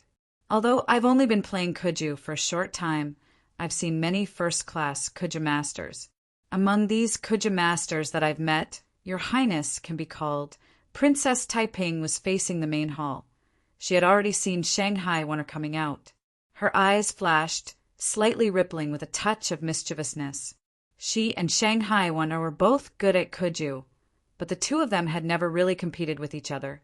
They had always been equally famous. At present, Yang Fan was recognized as the #1 Kuja master. If Yang Fan said that she played better than Wan, she would firmly surpass Wan. She was confident that her Kuju was not worse than Shanghai Wan's. Moreover, when she asked this question in front of her, even if Yang Fan was just pretending, he had to admit that her Kuju skill was better than Shanghai Wan's. At this time, Shanghai Wan happened to be behind Yang Fan. When he found out that Shanghai Wan was also there, his embarrassment must be very interesting. Who would have thought that Yang Fan was also very quick-witted? When Shanghai Wan came out, she did not deliberately cover her footsteps. Moreover, she did not know martial arts, so it was not easy to conceal the sound of her footsteps from Yang Fan. When Yang Fan heard the sound of footsteps behind him and saw the mischievous look in Princess Taiping's eyes, how could he not know that Shanghai Wan had come out? Yang Fan's expression did not change, but his tone changed abruptly. He continued, "Among all the Kuja masters I've met, your highness can be called the second." Princess Taiping's smile froze on her face. She looked at Yang Fan and blinked her eyes as if she had misheard and asked, "Second?" "Not bad." Duke Taiping straightened his face and said, "Then who is first?" Yang Fan said, "In Zaisha's opinion, among the people in the imperial palace, Her Highness the Princess, Shangguan Dai Zhao, and Xie Dui, 3 people are the best." Xie Dui fought fiercely, charging to the front. Almost no one can stop him, and can be called a brave general. Princess is in the middle, commanding the whole situation, can attack and defend, and is a wise commander. Shangguan Dai Zhao can advance as a general, retreat as a commander, and has both of your strengths. Therefore, I think among everyone, Shangguan Dai Zhao's Kuja skill is the best. Shanghai Wan heard Yang Fan's words clearly. The uncomfortable feeling in her heart was swept away, and a shallow smile appeared on her face. Yang Fan's expression did not change as he finished his speech. He secretly sighed. "That was close. I was almost fooled by you, the princess. If I want to find that Miao Shinka's whereabouts, I need to start with Shanghai Wan. If I offend her, I will not have any chance in the future. If I do not hug her thigh, do you think I will hug yours?" Princess Taiping gave a hump sound and said, unconvinced, "Listening to what you said, it seems to be reasonable, but one person's opinion, after all, cannot be taken as the truth." Yang Fan said with a smile, "That's what I'm saying. If we were to talk about your highness the princess, your strongest point is that not only are you good at Kuju, but you are also good at Kuju. Not to mention that you are the best among the women in Kuju. Even if you are compared to the many Kuju experts in the imperial army, your highness, you are still better than them, and this is very rare. Therefore, if we are talking about the Kuju skill, I think that among all the women in the world, your highness, you are the best." When Princess Taiping heard this, she giggled, rolled her eyes at him, and said, "At least you know how to talk. You will not offend anyone." At this time, Shanghai Wan came forward and said with a graceful smile, "Your highness the princess has arrived." Although Shanghai Wan was the daughter of an official, she was now the Empress Dowager's favorite, and her power was much greater than Princess Taiping's. Just like how Wu Sanxi and Wu Qingxi had to try their best to flatter Shui Huai, even though Princess Taiping had no request for Shangguan Wan. The two of them still called each other by their names in private and were on equal footing. However, in public, Shanghai Wan paid attention to each other's identity and always insisted on meeting each other with the etiquette of a princess. Princess Taiping smiled. "Yes, I am here to see my mother." Shanghai Wan said, "The Empress must have already left the court, but she has not yet arrived at Wuqing Hall. Princess, please sit in the hall for a while." Just as she said this, a little eunuch shouted from afar, "The Empress has arrived!" Shanghai Wanner exclaimed, "The Empress has arrived. You and I should quickly welcome her." As she said this, she lifted the skirt of her robe and went out to welcome her. Princess Taiping rolled her eyes at Yang Fan and said with some displeasure, "Little rascal, under her control. You dare not offend her, right? Humph! Why don't you think about who brought you into the palace? Shangguan can't be provoked, but can Taiping?" In Tao Guangyuan, next to the observation platform, a group of people were playing football. There were both men and women playing football. Most of the men were bodyguards and eunuchs who were not on duty at the moment, and most of the women were palace maids and beauties. Among the crowd, the three most dazzling stars were, of course, Princess Taiping, Shanghai Wan'er, and Yang Fan. Since they were here, of course, they were the red flowers, and the others naturally became the green leaves. The wind was blowing gently, faintly bringing with it the feeling of spring. At this moment, they were playing for nothing. Playing for nothing mainly demonstrated the control of the ball, a bit like playing football. Everyone gathered in a circle, and after catching the ball, they used all kinds of technical movements to bounce the ball, displaying their skills to the fullest. When they were about to be unable to hold on, they passed the ball to the next person in time. In this way, the three of them, Yang Fan, Shanghai Wan'er, and Li Lingyue, were exceptionally eye-catching. When the ball was under their feet, the three of them displayed their skills, kicking the ball in a variety of ways, dazzling the eyes. From time to time, there were bursts of cheers on the field. Amazing! It's the same ball, but how come when it's under Erling's feet? It's so beautiful. Xiaoman, look, this kick is so beautiful. Gao clenched her fist, standing on the sidelines, staring at Yang Fan. That excited look made her look like a little love-struck fool. Xie Xiaoman listened to her shouting and helplessly rolled her eyes. Xiaoman had just stepped down from the field, her face slightly flushed, and there was some sweat on her forehead. She had been playing for a long time, competing with Yang Fan for a long time, but unfortunately, she couldn't gain any advantage. When Princess Taiping and Shanghai Wan'er arrived together, she took the opportunity to step down. Yang Fan looked a little less serious and heroic when he was in his military uniform, but a little more naughty and chic. Bucci had to admit that his high-spirited appearance was very pleasing to the eye, especially when matched with his handsome, kicking movements, which made him even more charming. Xiaoman glanced at Gaoying and saw her staring at Yang Fan with a look of joy. She couldn't help but ask worriedly, "Xiaoying, do you like him?" Yes. I love him so much. He's so handsome, so cute. This ball is great." Xiaoman suddenly became worried and said uneasily, "Xiaoying, you must be careful about your marriage. I always feel that this person has a romantic temperament and is not a good man to entrust your life to. Don't you see that he is not serious all day long, always flirting with those little palace maids?" Gao Ying was startled, turned back to look at her, and said with a smile, "What are you talking about?" I said, I like him. Do you have to marry a person just because you like him? Besides, when did he flirt, it was those little girls who pestered him, okay?" She looked at Xie Xiaoman, slowly revealed a strange look, and said, "Oh, I heard from Xiao Miao that you seem to like him very much, right?" Xiaoman's face suddenly turned red, and she said angrily, "What nonsense are you talking about? How can I like him?" Gao Ying said suspiciously. Xiaoman said firmly, "Absolutely not. In this Luoyang city, there is no man who can enter my eyes." Gao Ying said happily, "That's good." Listening to what you said, Gao Ying pinched her chin, narrowed her eyes, and looked at Yang Fan in the distance and said lecherously, "I really want to make him my man." Xiaoman said, "Men are afraid of entering the wrong profession. Women are afraid of marrying the wrong man. A man is fine with everything else but a bad character.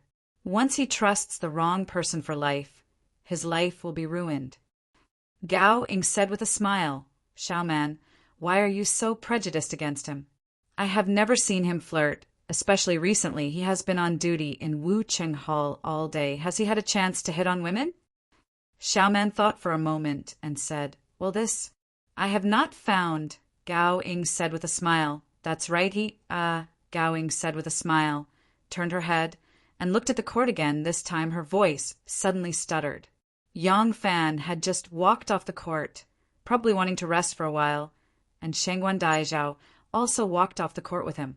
The two walked to the stone bench on the side of the court. Yang Fan first took a futon, brushed it with his sleeves, put it back, and politely made a gesture to invite them to sit. Shangguan Daizhao nodded sweetly and sat down leisurely. Yang Fan also picked up a futon and sat down. The two talked and laughed. Except for Princess Taiping, when had Shangguan Daizhao ever sat with others on equal footing and greeted them with a smile?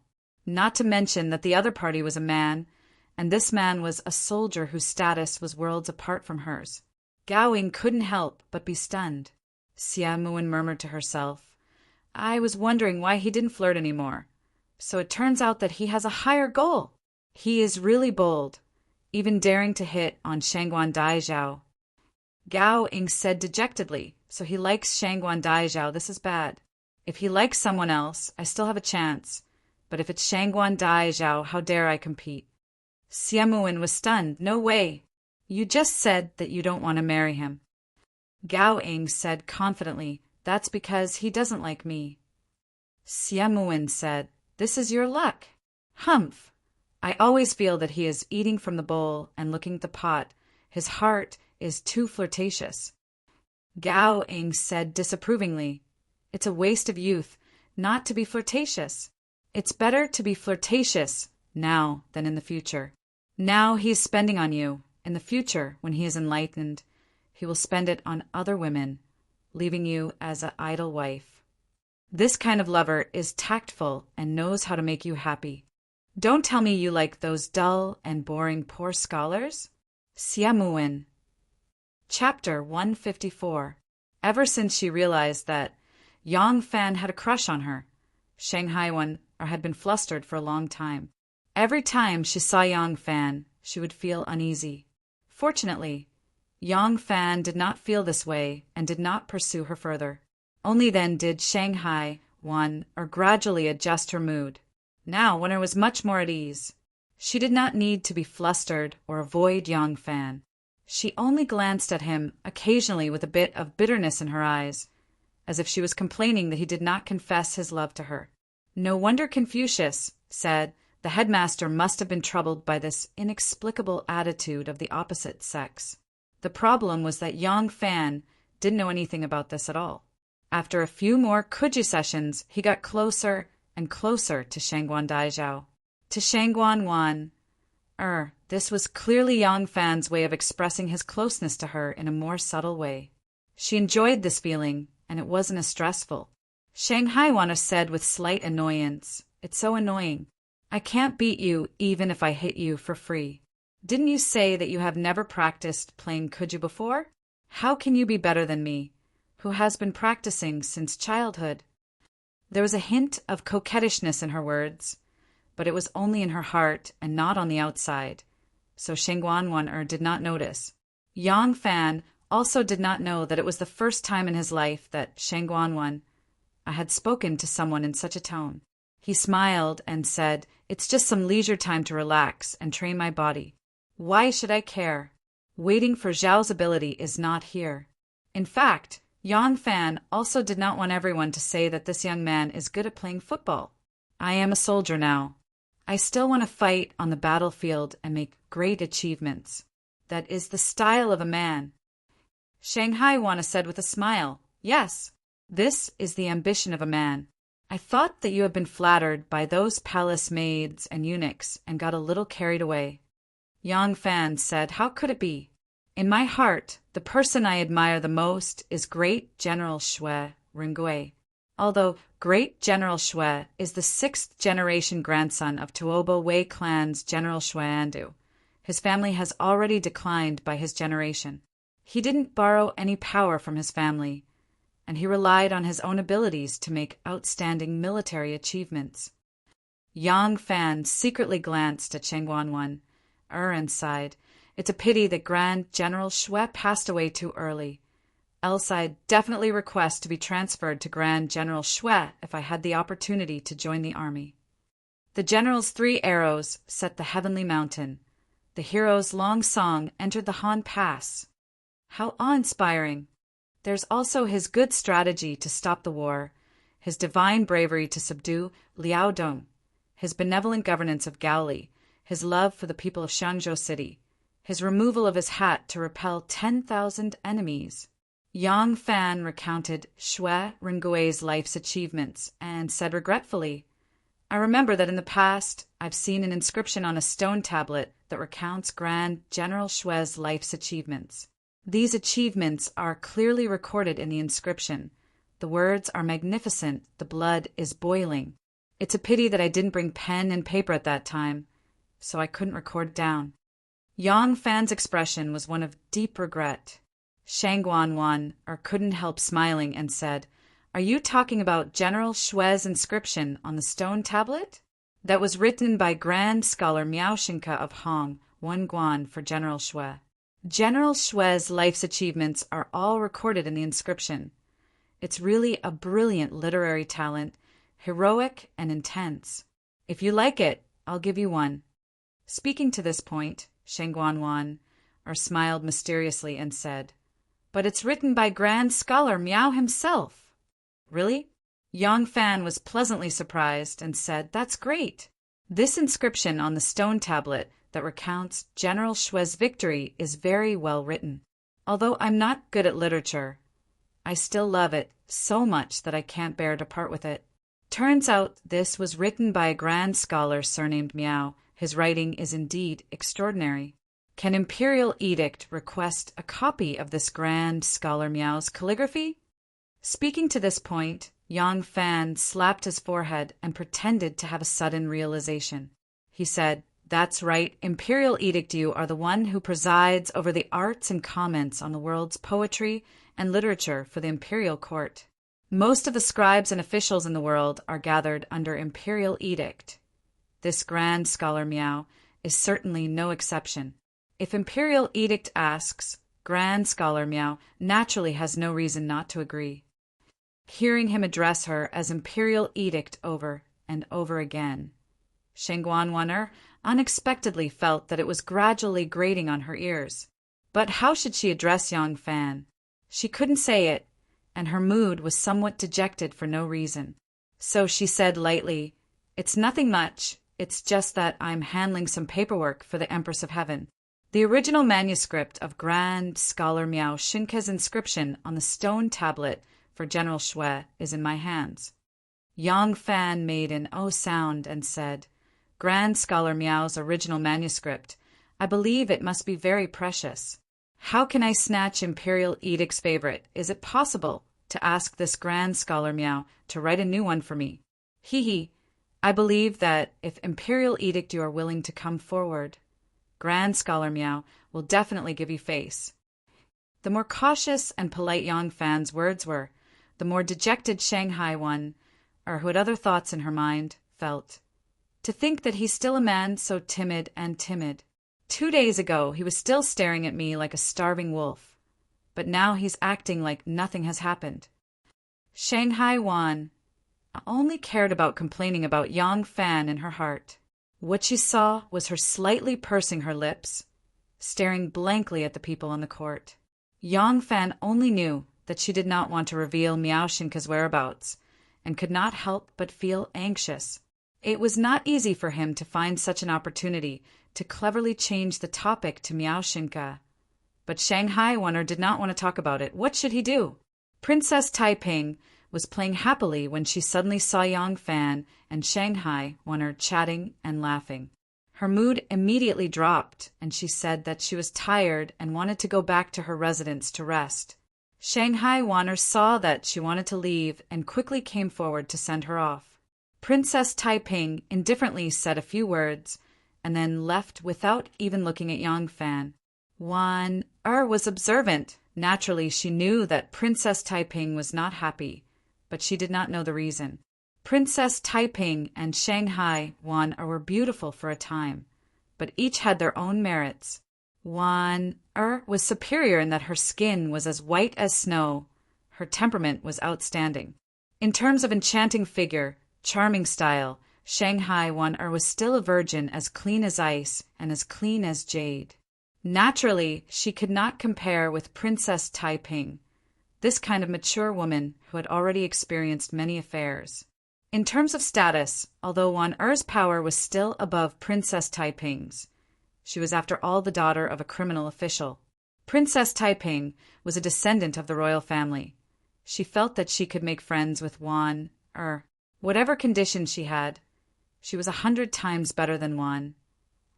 She had a good impression of Yang Fan, but Yang Fan often showed his affection towards Wan. Naturally, Taiping was not happy and was also very unconvinced. It was just that this kind of subtle thought, how could other people understand? As the days passed, the flowers bloomed in the warm spring. The pure white snow unknowingly became lighter, thinner, until it completely disappeared. You would not notice which morning it completely disappeared from your sight, but when you looked carefully, it was already completely gone.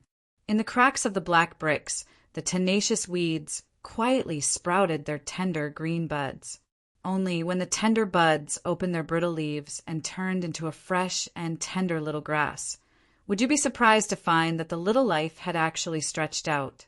The branches were the same, with tender yellow leaves and crimson flower buds.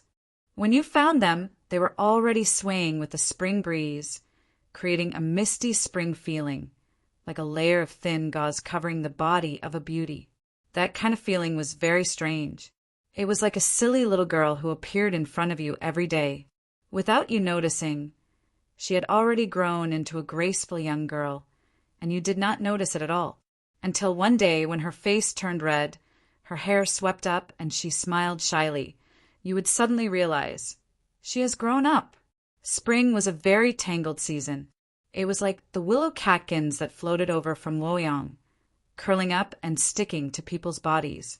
Gao Gongong, who had just changed into a new set of robes, would angrily slap them. Yang Fan was tangled.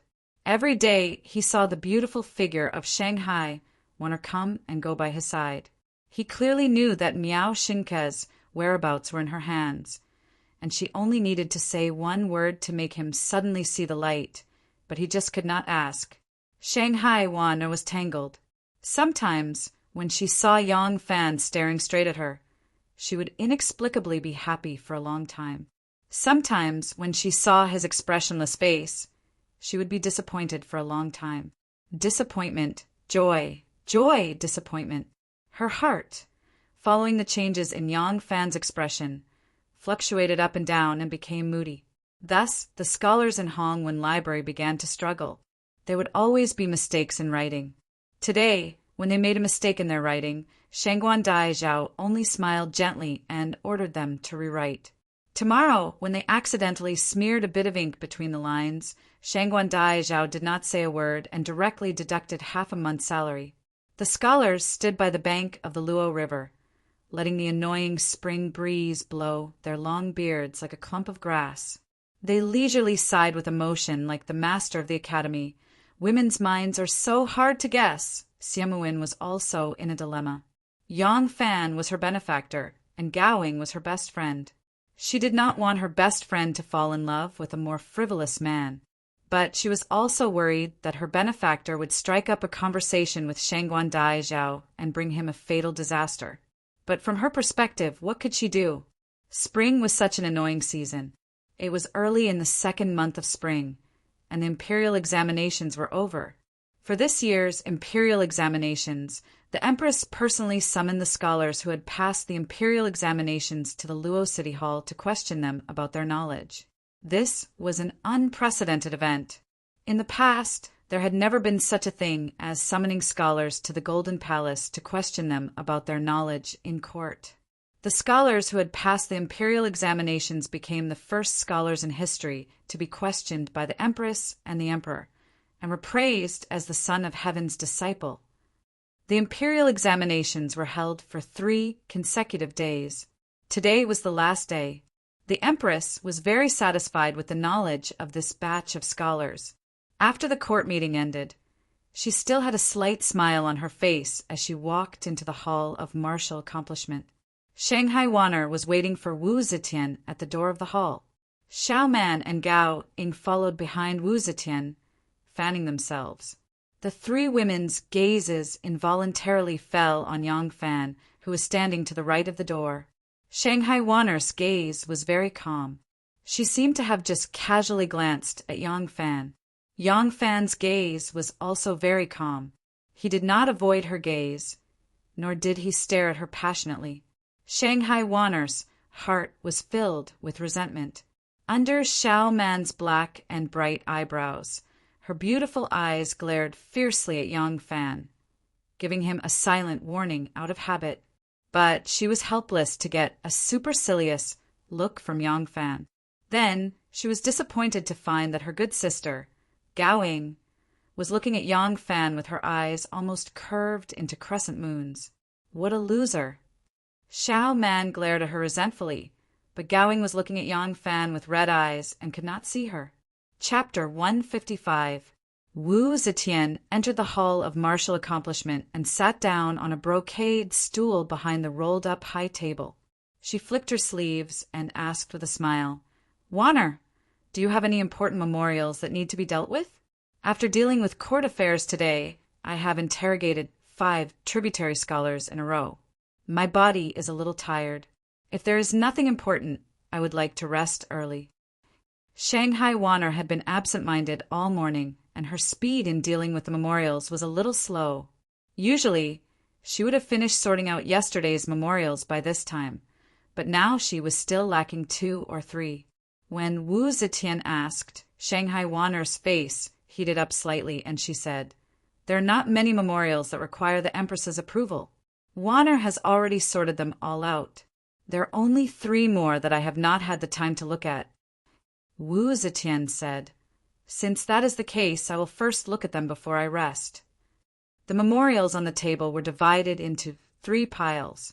The left pile was for Shanghai Wanner to handle, the right pile was for the Empress to personally approve, and there were 3 more in the middle. Shanghai Wanner had been handling memorials for Wu Zetian for a long time. Wu Zetian naturally knew her habit of placing memorials. She placed the 3 memorials in the middle in front of her and picked up the first one. Wu Zetian was an old woman in her 70s, and her eyes were already a little blurry. She opened a memorial that Shanghai Wanner had not had the time to read. She slightly turned her body and squinted her eyes to read. Halfway through reading, Wu Zetian suddenly let out a poo-chee sound and burst out laughing. Shanghai Wanner had just come over with a bowl of wort. Seeing Empress Wu in such a state, she could not help but be surprised and asked, "Why is the Empress laughing?" Wu Zetian said with a smile, "Take a look yourself." "Ha ha ha, this Wang Sholi is such a bookworm. He is so naive that he is cute, ha ha ha." Shang Guanwan picked up the memorial and opened it to take a look. It was an impeachment memorial from Imperial Messenger Wang Sholi. In the memorial, Imperial Messenger Wang accused the Great Master of the White Horse Temple, Great Master Huai. He said that even though he was a monk, he was still a strong man. The imperial palace was the residence of the imperial concubines. Only women and eunuchs were allowed to enter. Even the imperial guards and warriors had to leave the imperial palace at night to guard outside. Now, White Horse Temple Abbot Huai entered the palace from time to time and stayed overnight. This caused a lot of gossip in the court. He, Wang Sholi, as the imperial messenger, did not dare to remain silent. He specially requested the Empress to forbid Monk Huai from sleeping in the palace at night, or to remove his power to protect the palace maid's chastity. When Shanghai Wanner saw this, she could not help but want to laugh. This imperial messenger Wang was really a bookworm. He could even make such a suggestion. He must have heard about the affair between Huai and the Empress, but it was not convenient for him to say it directly, so he came up with such a tactful way. However, could this kind of advice affect Empress Wu in the slightest? Shanghai Wanner waved the memorial and asked Empress Wu, Empress, how should we reply to this memorial? Wu Zetian said with a smile, why bother with him? Just leave it in the palace. As Wu Zetian said this, she picked up the second memorial. Just as she opened it, she seemed to remember something. She looked up at Shanghai Wanner and said, "Oh, yes. Now that spring is just right. I want to go to Dragon Gate to relax and stay for a few days. During the trip, the minor court meeting will be cancelled. All the memorials will be sent to Dragon Gate, Xiangshan Temple. During the court meeting, all the officials will come to Xiangshan Temple to see me. You go and arrange it." "Yes, Your Majesty." Shanghai Wanner agreed and retreated. The western suburbs of Luoyang were beautiful, and Dragon Gate was the best. Dragon Gate Mountain was one of the 8 sceneries of Luoyang since ancient times. The pavilions here were majestic and spectacular. The spring at the foot of the mountain gurgled, and the Yi River rippled. Boats traveled back and forth, forming the beautiful scenery of Dragon Gate Mountain. Wu Zetian had always liked the scenery here. Every year, she would go to Dragon Gate to relax. 2 days later, all the preparations for the war were completed. The accompanying royal relatives, civil and military officials, eunuchs, palace maids, and palace guards all followed Wu Zetian's carriage to the Dragon's Gate. She also sent the Golden Guards and Qiu Shinji's troops to the Dragon's Gate to protect them. The large group of troops marched towards the Dragon's Gate. Beside the Tianjin Bridge, a medium-sized merchant ship that could carry 50 to 60 people was quietly anchored there. A man wearing a turban on his head and a blue robe stood at the bow of the ship. This man was about 25 or 26 years old and could not be considered handsome. He could only be said to be pleasing to the eye. He had a slightly dark complexion and a small beard on his chin. He had a rather ordinary face, but his pair of bright and spirited eyes revealed a sense of shrewdness and capability. This made his ordinary face appear extraordinary. He smiled and looked at the endless parade of carriages and horses on the bridge with a thoughtful expression. The ship shook slightly and the curtain was lifted. A woman walked out from the ship and stood beside the man in green. She used her hand to slightly cover her eyebrows and looked at the solemn parade of soldiers on the bridge. She laughed lightly and said, "We are really lucky. We have just arrived at Luoyang, and we already see the Empress on patrol. This kind of grandeur is really daunting." The man in green smiled slightly and did not reply. The woman who walked out from the cabin was wearing a cotton dress with a braided hairpin. She was dressed very ordinarily, but at a glance there was a magnetic-like charm that could immediately attract the eyes of men. This was because she was very feminine. Women were women. All women were called women, but sometimes the word woman was used to describe one type of woman. That was a femme fatale. To put it nicely, it was called a stunner. She had a long and fair neck. Her facial features were not particularly exquisite.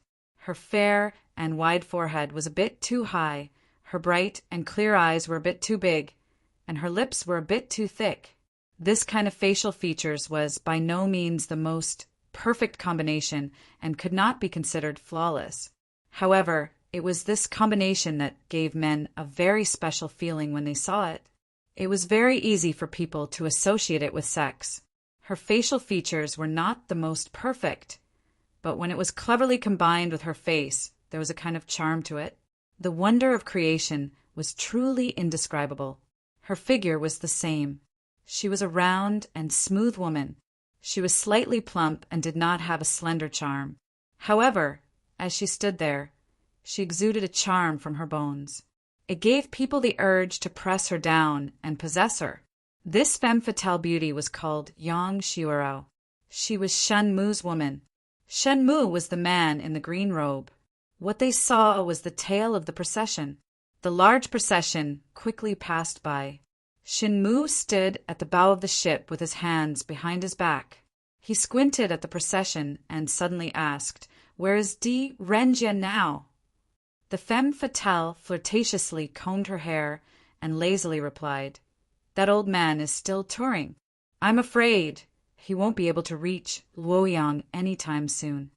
Shen Mu helplessly sighed and bitterly smiled. That old man has no choice but to get involved in this mess. How long does he think he can hide for? Yang Shuara replied, He'll hide for as long as he can. This Luoyang city is filled with holes. If he accidentally falls into one, he might not be able to climb out again. That unscrupulous old thief is smarter than a ghost. His nickname in the officialdom is Old Fox. How can he not be more cautious when he meets someone like you who specializes in digging holes? Shen Mu chuckled and said, That's true. If he wants to delay, then let him. Anyway, the Empress has already ordered him to return to the capital. He won't be able to delay for long. Come, let's enter the city. We'll trick people while waiting for him. Yang Shirao lazily stretched her waist and followed him back to the canopy. She delicately pleaded, Are we going to see that young Master Jiang, who wears white all year round? Let's rest for 2 days and accompany me on a tour of Luoyang scenery. It's my first time coming to the eastern capital. Shen Mu's voice came from the cabin. From Chang and to Luoyang. You've already enjoyed the scenery along the way. Haven't you seen enough? Yang Shirao coquettishly pouted. You dead man. It's as if you've never seen a woman in 8 lifetimes. I've been bullied by you along the way. How can I have the time to enjoy the scenery? Hee reward my ass. You really hit the nail on the head. Ah, I'll bite you to death. A burst of laughter came from the cabin. The waiters at the bow were busy with their own things, as if they were already used to it. Qiu Shinji had already arrived at the Dragon Gate with the Jinwu guards. The Ministry of Justice's Zhou Xing and a large number of officials from the Ministry of Justice and Luoyang Prefecture were also the first to arrive. At this moment, a large number of officials were doing the final purge around the Dragon Gate. Even some monks who were not particularly clear about their background were driven away from the Dragon Gate. The officers and soldiers of the Jinwu Guards were arranging defenses around the Dragon Gate, Fragrant Hill, the banks of the Yi River, and the post stations. Qiu Shinji and Zhou Xing stood side by side in front of the mountain gate of Fragrant Hill Temple. The two of them were like killing gods. As long as one of them stood there, others would not dare to come close. When the two of them stood side by side, ghosts and gods would retreat. Within a radius of 10 feet, there was not a single person. Qiu Shinji and Zhou Lai were the 4 ruthless officials of the imperial court. Qiu Shinji and Zhou Xing were officials who climbed up the official path, so they naturally formed a faction. Lai Junqin was originally a prisoner. He relied on opportunism and informants to get rich. Sua Yuanli was a Persian barbarian who did not follow the right path. Therefore, the two of them formed a faction.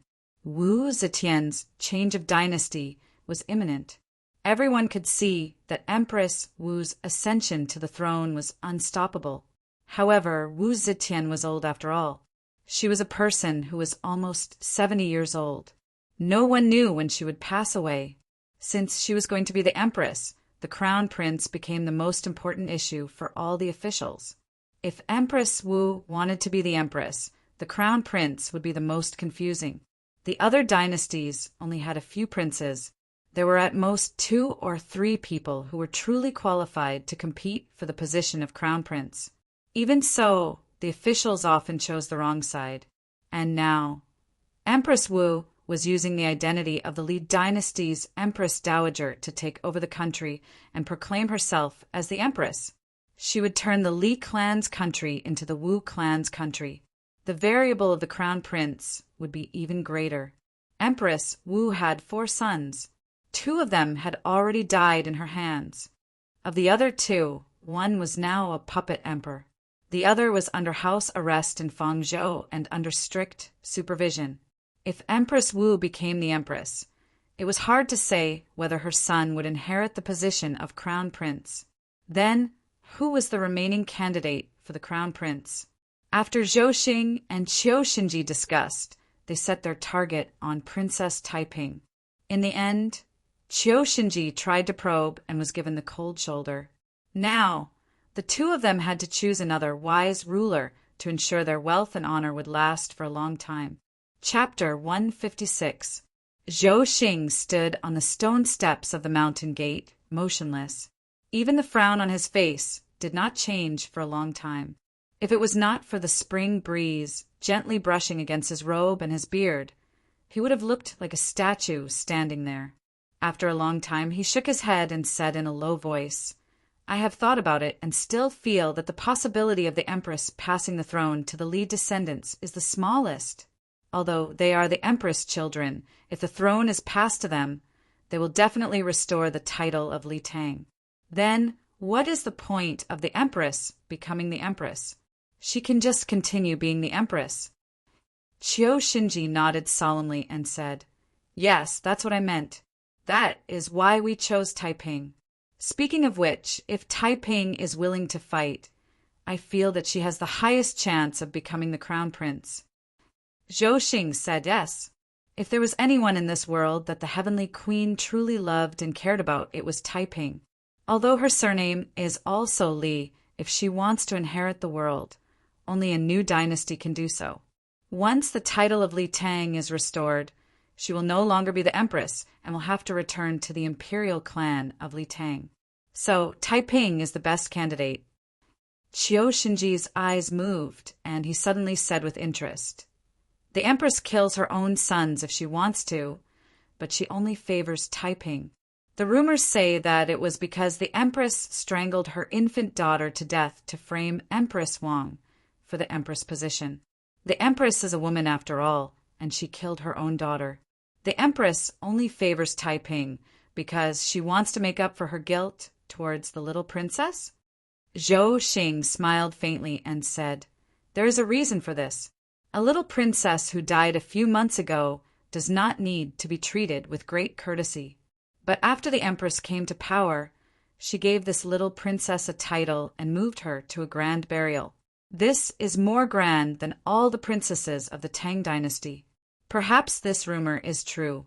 However, there is no need to investigate it. The important thing is that the empress favors Taiping. Otherwise, there would not be so many rumors. Unfortunately, everyone has their own ambitions." Qiu Xinji said, "Taiping has no intention of becoming the empress. Then the Wu clan's descendants are the most likely?" Zhou Xing shook his head. "This is why I cannot make up my mind. The empress and the Wu clan do not have a good relationship. More accurately, it is extremely bad. After the empress took power, the Wu clan was the first to be punished. Think about it. What happened to the empress' two half-brothers, Wu Yuanshuang and Wu Yuanqing, and her three cousins, Wu Hualiang, Wu Weiliang, and Wu Huayin?" Qiu Xinji thought for a moment, then said, "Wu Yuanshuang and Wu Yuanqing died in exile. It is said that they died of depression because they were too worried. Of the heavenly empress' three cousins, Wu Hualiang died a long time ago. Wu Weiliang and Wu Huayin were executed by the heavenly empress. Their children all changed their surnames to Viper, exiled to Desolate Border." Zhou Xing replied with a "Ha, that's right. Even their surnames had been changed away, the way from Viper. Even the empress cousin, Wu Hualiang, who died a long time ago, was not spared. The empress sent his wife, Lady Shan, to the capital and personally whipped her with thorns. Lady Shan's back was smashed until bones were exposed. She wailed as she died. This isn't just discord with the family. What kind of hatred does one have to do such a thing?" Qiu Xinji's eyes flickered. The empress announced that they were disrespectful to the empress' birth mother, Lady Yang. "Haha, I don't really believe this reason. Lady Yang was already 40 when she married the empress' father. At that time, the empress' father was conferred the title of Duking. He was one of the 16 founding fathers of the Tang dynasty and one of the 8 prime ministers. He controlled the imperial army and had great power. What kind of woman couldn't he marry? Madame Yang was over 40 years old, but she was still able to marry the second wife of Hai Duke only because she was from the Yang family of Hongnong, a prestigious and influential family. With such a background and being the wife of Duking, how could her 2 stepsons dare to disrespect her? Not to mention that Wu Huiliang and the other two are from the Wu branch. They can't be disrespectful to the duke's wife. Zhou Xing said that's right. Because of this rudeness, the empress took it to heart and entered the palace at the age of 14. 40 years later, when she was in power, she couldn't wait to execute her brothers and exile the entire Wu clan.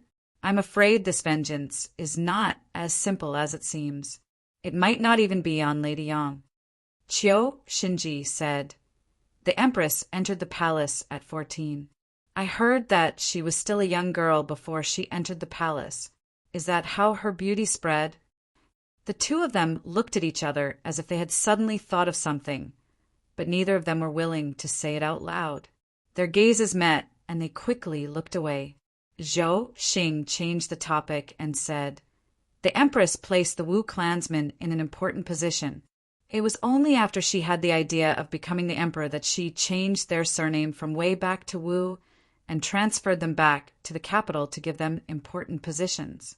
That's why I'm not sure if the empress still needs them after she becomes the empress.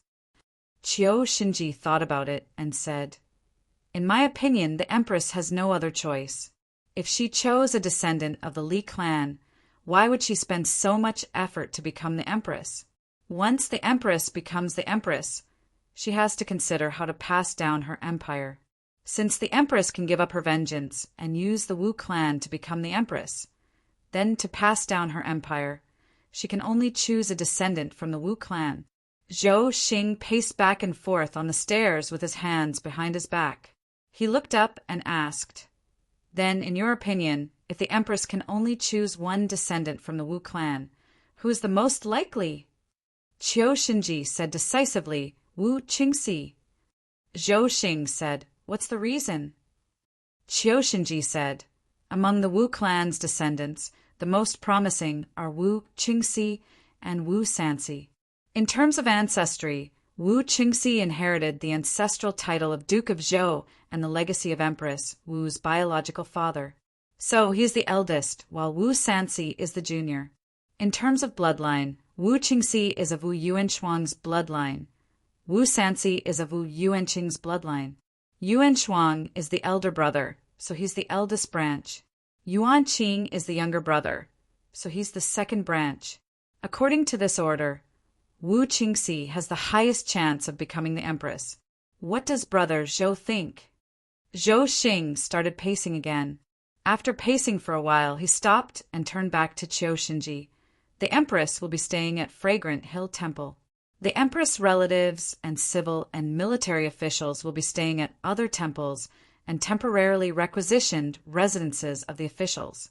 Wu Qingxi's residence is at Fengxian Temple. Qiu Xinji smiled. Good. When he arrives, I'll pay him a visit. I hope this time I won't come back empty-handed again. Zhou Xing laughed and said with certainty, That won't happen. Wu Qingxi is not Taiping. Wu Zetian's guards of honor arrived at Dragon's Gate. The civil and military officials who had arrived earlier to prepare went to the front of the mountain to welcome the empress. Only then did they disperse and settle down separately. Qiu Xinji rearranged and inspected the patrolling matters. When he returned to Fragrant Hill Temple, he reported to Empress Wu. When he saw the empress looking tired, he quickly got up and bade farewell. Qiu Xinji left Fragrant Hill Temple and went straight to Fengxian Temple. When the people in Wu Qingxi's residence saw that it was the great general of the Jin Wu guards visiting, they did not dare to slight him. They quickly invited him into a quiet and clean meditation room and served him a cup of cheese made from goat's milk. Qiu Xinji sat down and drank a mouthful of cheese.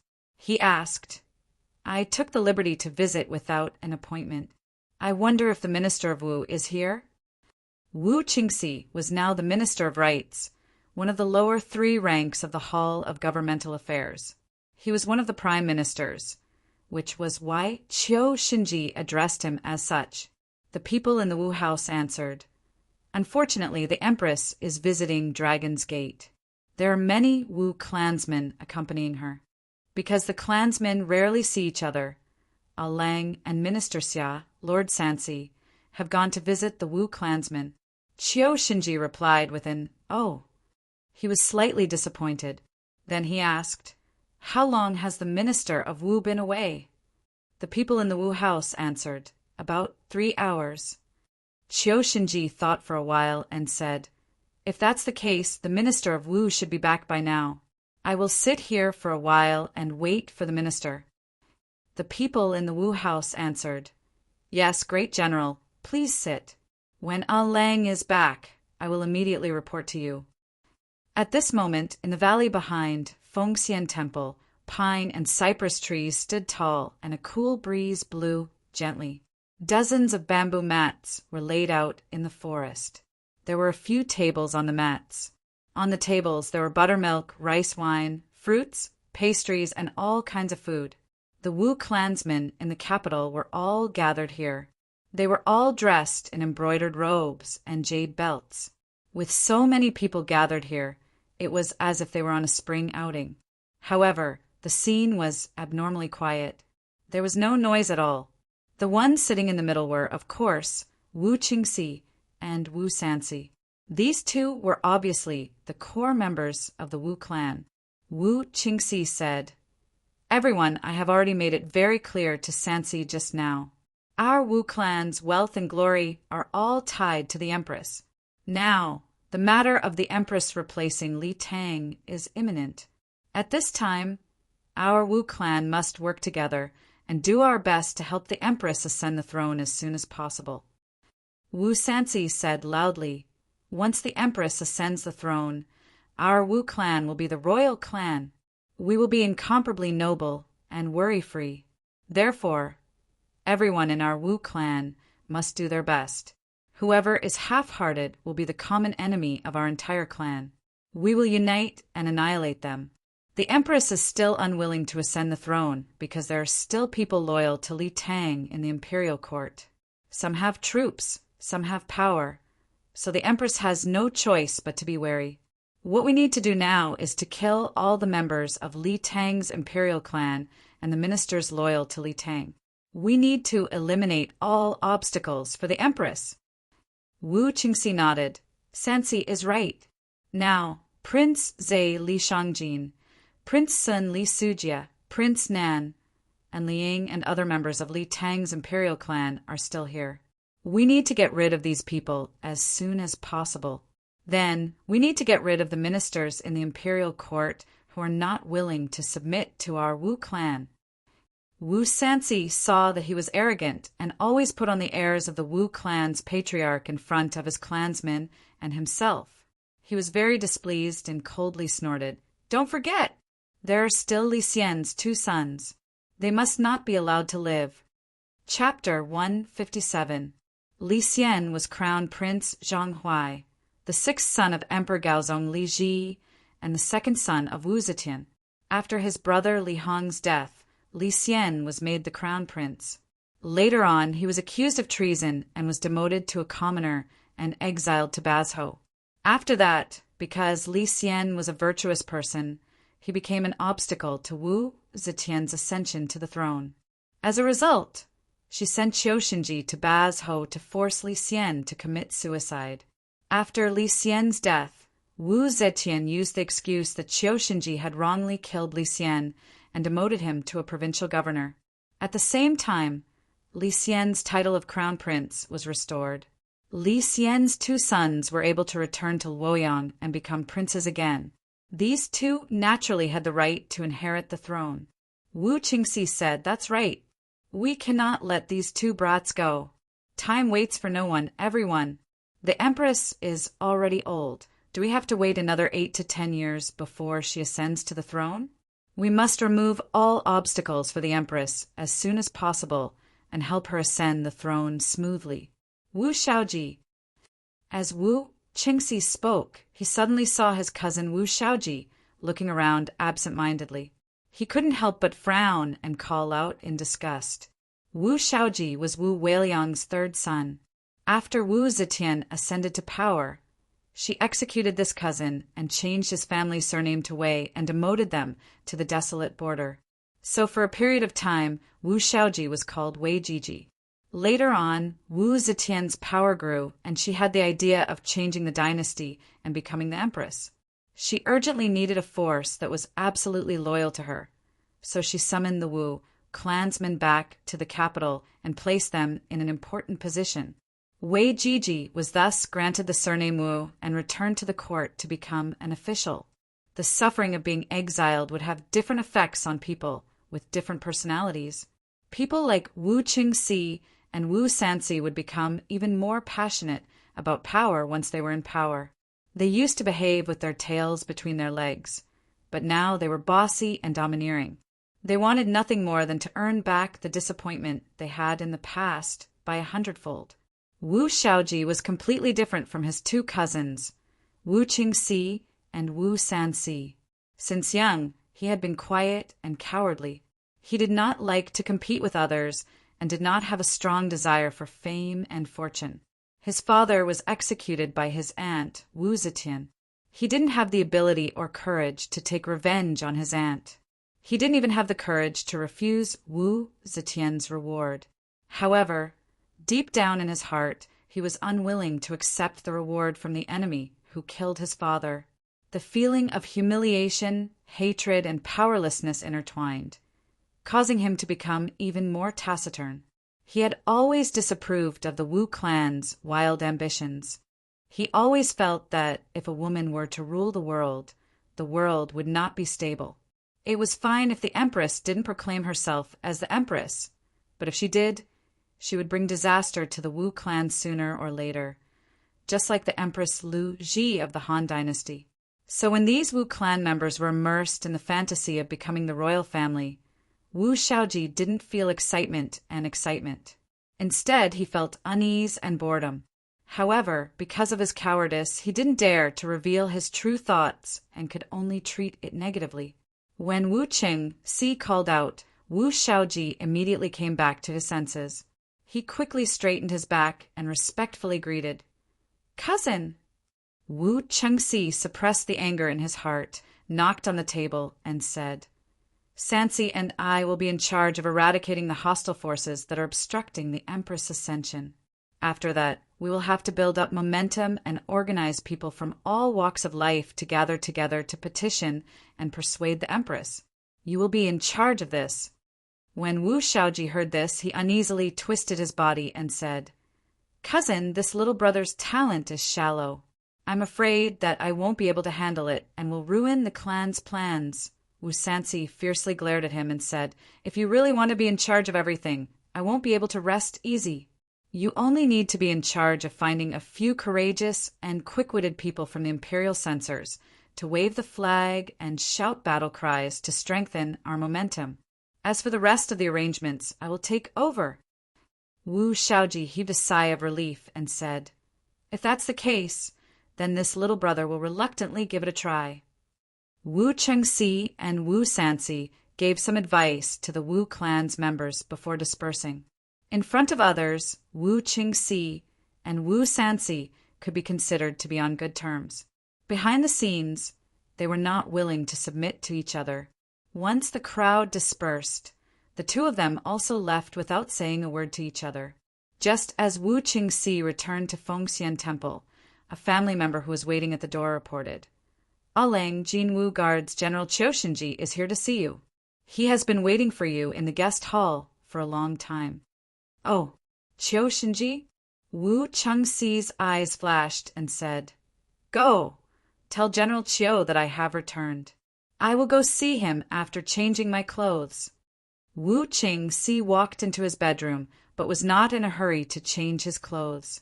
He first sat there and thought carefully for a while. He had a good relationship with Qiu Shinji, but that was because one of them was a relative of the Empress, and the other was a confidant of the Empress. They were not that close. Why did Qiu Shinji suddenly come to visit? After thinking for a while, Wu Qingxi still could not figure it out. He could only stand up and say, "Come, change clothes." Two maids heard him and came in.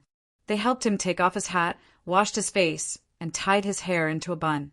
They also took out a set of light robes with incense for him to change into. Wu Qingxi tidied up and slowly walked to the guest hall. When Chiu Shinji saw him, he quickly stood up and cupped his fists. Chiu Shinji greets Minister Wu. Ha ha ha. General Chiu, sorry for the long wait. I have just returned from a gathering with my clansmen. Please sit. Wu Qingxi invited Chiu Shinji back to his seat and sat down on the main seat. He said with a face full of smiles, I heard that General is stationed at the Dragon's Gate to guard the Empress. The army has just arrived, so you must be very busy. I wonder if General has something important to discuss with me? Chiu Shinji smiled. I have come today because I have something important to discuss with Minister Wu. Oh. Wu Qingxi gave him a deep look and lightly waved his hand. The family members standing in the hall immediately bowed and retreated. Wu Qingxi said, General, please speak. Chiu Shinji put his hands on his knees and said seriously, I am a martial artist and like to speak frankly. I will not beat around the bush with Minister Wu. Wu Qingxi laughed and said, That is for the best. Everyone is beating around the bush and guessing. It is very boring. I like people who are straightforward. General Chiu, if you have something to say, please speak frankly. If it comes from your mouth and into my ears, no one else will know. Chiu Shinji said, Then I will speak frankly. Minister Wu, although the world is still under the banner of Li Tang, anyone can see that the Empress will change Li Tang's order and the dynasty will change. Wu Qingxi was shocked and was about to speak when Chiu Shinji raised his hand to stop him. He continued, I have always been loyal to the Empress. I believe Minister Wu knows my character very well. If there is anything to hide, there is no need. Wu Qingxi stroked his beard and laughed. Then what does General Chiu want to say? Chiu Shinji said, Since ancient times when a new emperor ascends the throne, there is one thing that must be done. That is to choose a successor. I wonder what Minister Wu thinks about this. Wu Qingxi's eyes flashed. He leaned forward slightly and said attentively, I wonder what General Chiu thinks about this. Chiu Shinji said in a low voice, The successor is related to the country and the peace of the world. It cannot be ignored. Once the Empress ascends the throne, Minister Wu will not only be the Prime Minister of the court, but also the #1 person in the imperial family. Whether it is from the responsibility of the Prime Minister or the status of a member of the imperial family, Minister Wu should consider who the successor is. Does Minister Wu not have a suitable person in mind? Wu Qingxi waved his hand. Ai. This, of course, will be decided by the Empress herself. If you ask me, in my opinion, the Empress has 2 sons, the current Emperor and the Prince of Luling of Fangzhou. The future successor will definitely be one of them. Chiu Shinji said, If the Empress replaces Li Tang, will she make Li Tang's Emperor and Imperial Prince Crown Prince? You must know that although they are the sons of the Empress, they are also the sons of Emperor Gaozong. They are surnamed Li and not Wu. Since ancient times, when has there been a precedent of an emperor passing the country to someone with a different surname? Wu Qingxi said cunningly, Then, what does General Chiu think? Chiu Shinji knew that Wu Qingxi did not know his intentions and did not dare to express his opinion. Thus he said bluntly, This Chiu thinks that when the Empress ascends the throne, the successor will definitely be the Wu clan. And among the branches of the Wu clan, whether it is in terms of talent, ancestry, or bloodline, if Minister Wu says he is second, no one will dare to say they are first. Therefore, the successor should be Minister Wu. Only then will it be in accordance with the will of the heavens and the will of the people. Wu Qingxi was shocked and hurriedly waved his hand. General Chiu, you are wrong. How can this Wu dare to be the successor? Don't ever say such things again. Chiu Shinji saw that he was putting on airs and pretended to be disappointed. He slowly stood up and said, Ai, if Minister Wu wants, the successor will not be able to escape from Minister Wu's hands. Since Minister Wu has no intention of becoming the successor, then pretend that I never said anything and never came. I will not disturb Minister Wu any longer. I will take my leave now. General Chiu, please wait. Wu Qingxi saw this and quickly rushed forward to stop him. He laughed and said, General Chiu, please sit, please sit. This successor, it is not that I am belittling myself, but I am indeed nervous, very nervous. Who dares to covet the country's divine weapon? However, once the Wu clan becomes a royal clan, I will be the eldest among the sons and nephews. For the Empress Empire, for the Wu clan's empire, if the Empress is willing to place this heavy responsibility on Qingxi, then Qingxi will naturally be duty-bound. At this point, Wu Qingxi looked deeply at Qiu Xinji and said, Although Qingxi does not have the talent to stabilize the country, I believe that if he is wise and humbly accepts advice, he will definitely be able to share the Empress' burden. General Qiu, are you willing to lend Qingxi a hand? Qiu Xinji smiled cheerfully. If not, why would this Qiu come to visit today? If Minister Wu has this intention, then this Qiu will do his best to assist Minister Wu. Ha ha ha ha. General Qiu is indeed a straightforward person. Servants, set up a banquet. I want to drink with General Qiu. At the banquet, the two opened their hearts and became closer the more they chatted. Their relationship was good to begin with, and now that there were benefits involved, their relationship became even closer. Under the influence of alcohol, Qiu Xinji spoke of his plan. The new dynasty has just been established, so I'm afraid the Empress will still choose Li Dan or Li Xian as the crown prince. The Empress always plans before taking action. Ascending as a woman is an unprecedented first. Choosing Li Xian as the crown prince is also to calm the hearts of the people and smoothly take over the power. Wu Qingxi filled his cup and nodded. Shen Ji's words are very reasonable. Qingxi also thinks so. Once the Empress ascends to the throne, she will definitely make either Li Dan or Li Xian the crown prince. However, this is for the smooth transition of the dynasty and for the world to remain undisturbed. Once the Empress firmly grasps the world in her hands, Qiu Xinji said. So, if Minister Wu wants to ascend to the position of crown prince, you have to mix light and dark, yin and yang complementing each other. Only by planning early can you ensure that nothing goes wrong. You must know that when the crown prince changes in the future, the resistance will not only come from the officials who still refuse to give up on Li Tang, but also Wu Qingxi understood tacitly and said, This I also understand. Hee. There are many people in my Wu clan who want to be crown prince. Xinji, what do you mean by light and dark complementing each other? Qiu Xinji said, This is to do things with all one's heart and assist the court. After all, the Heavenly Empress is already old, and there are many things that Minister Wu needs to help with. The Heavenly Empress likes talented people, so as long as Minister Wu fully displays his abilities and becomes a well-known figure among the Wu clan's descendants, would he still be afraid of not being able to enter the Heavenly Empress' eyes? Wu Qingxi nodded repeatedly and said, This is natural. Then what about in the dark? Qiu Xinji said, This in the dark. Ha. A fence has 3 stakes. A good man has 3 helpers. Minister Wu still needs to befriend many important officials of the court and nurture trusted forces. Just having the Empress appreciation is not enough. You must have enough power to make people look at you. Only then will you be qualified to ascend to this throne. Wu Qingxi smiled knowingly and said, Yes, Xinji's words are reasonable. Then, what does this yin and yang complementing each other mean? Qiu Xinji said, This yin is naturally to completely eradicate Li Tang's forces.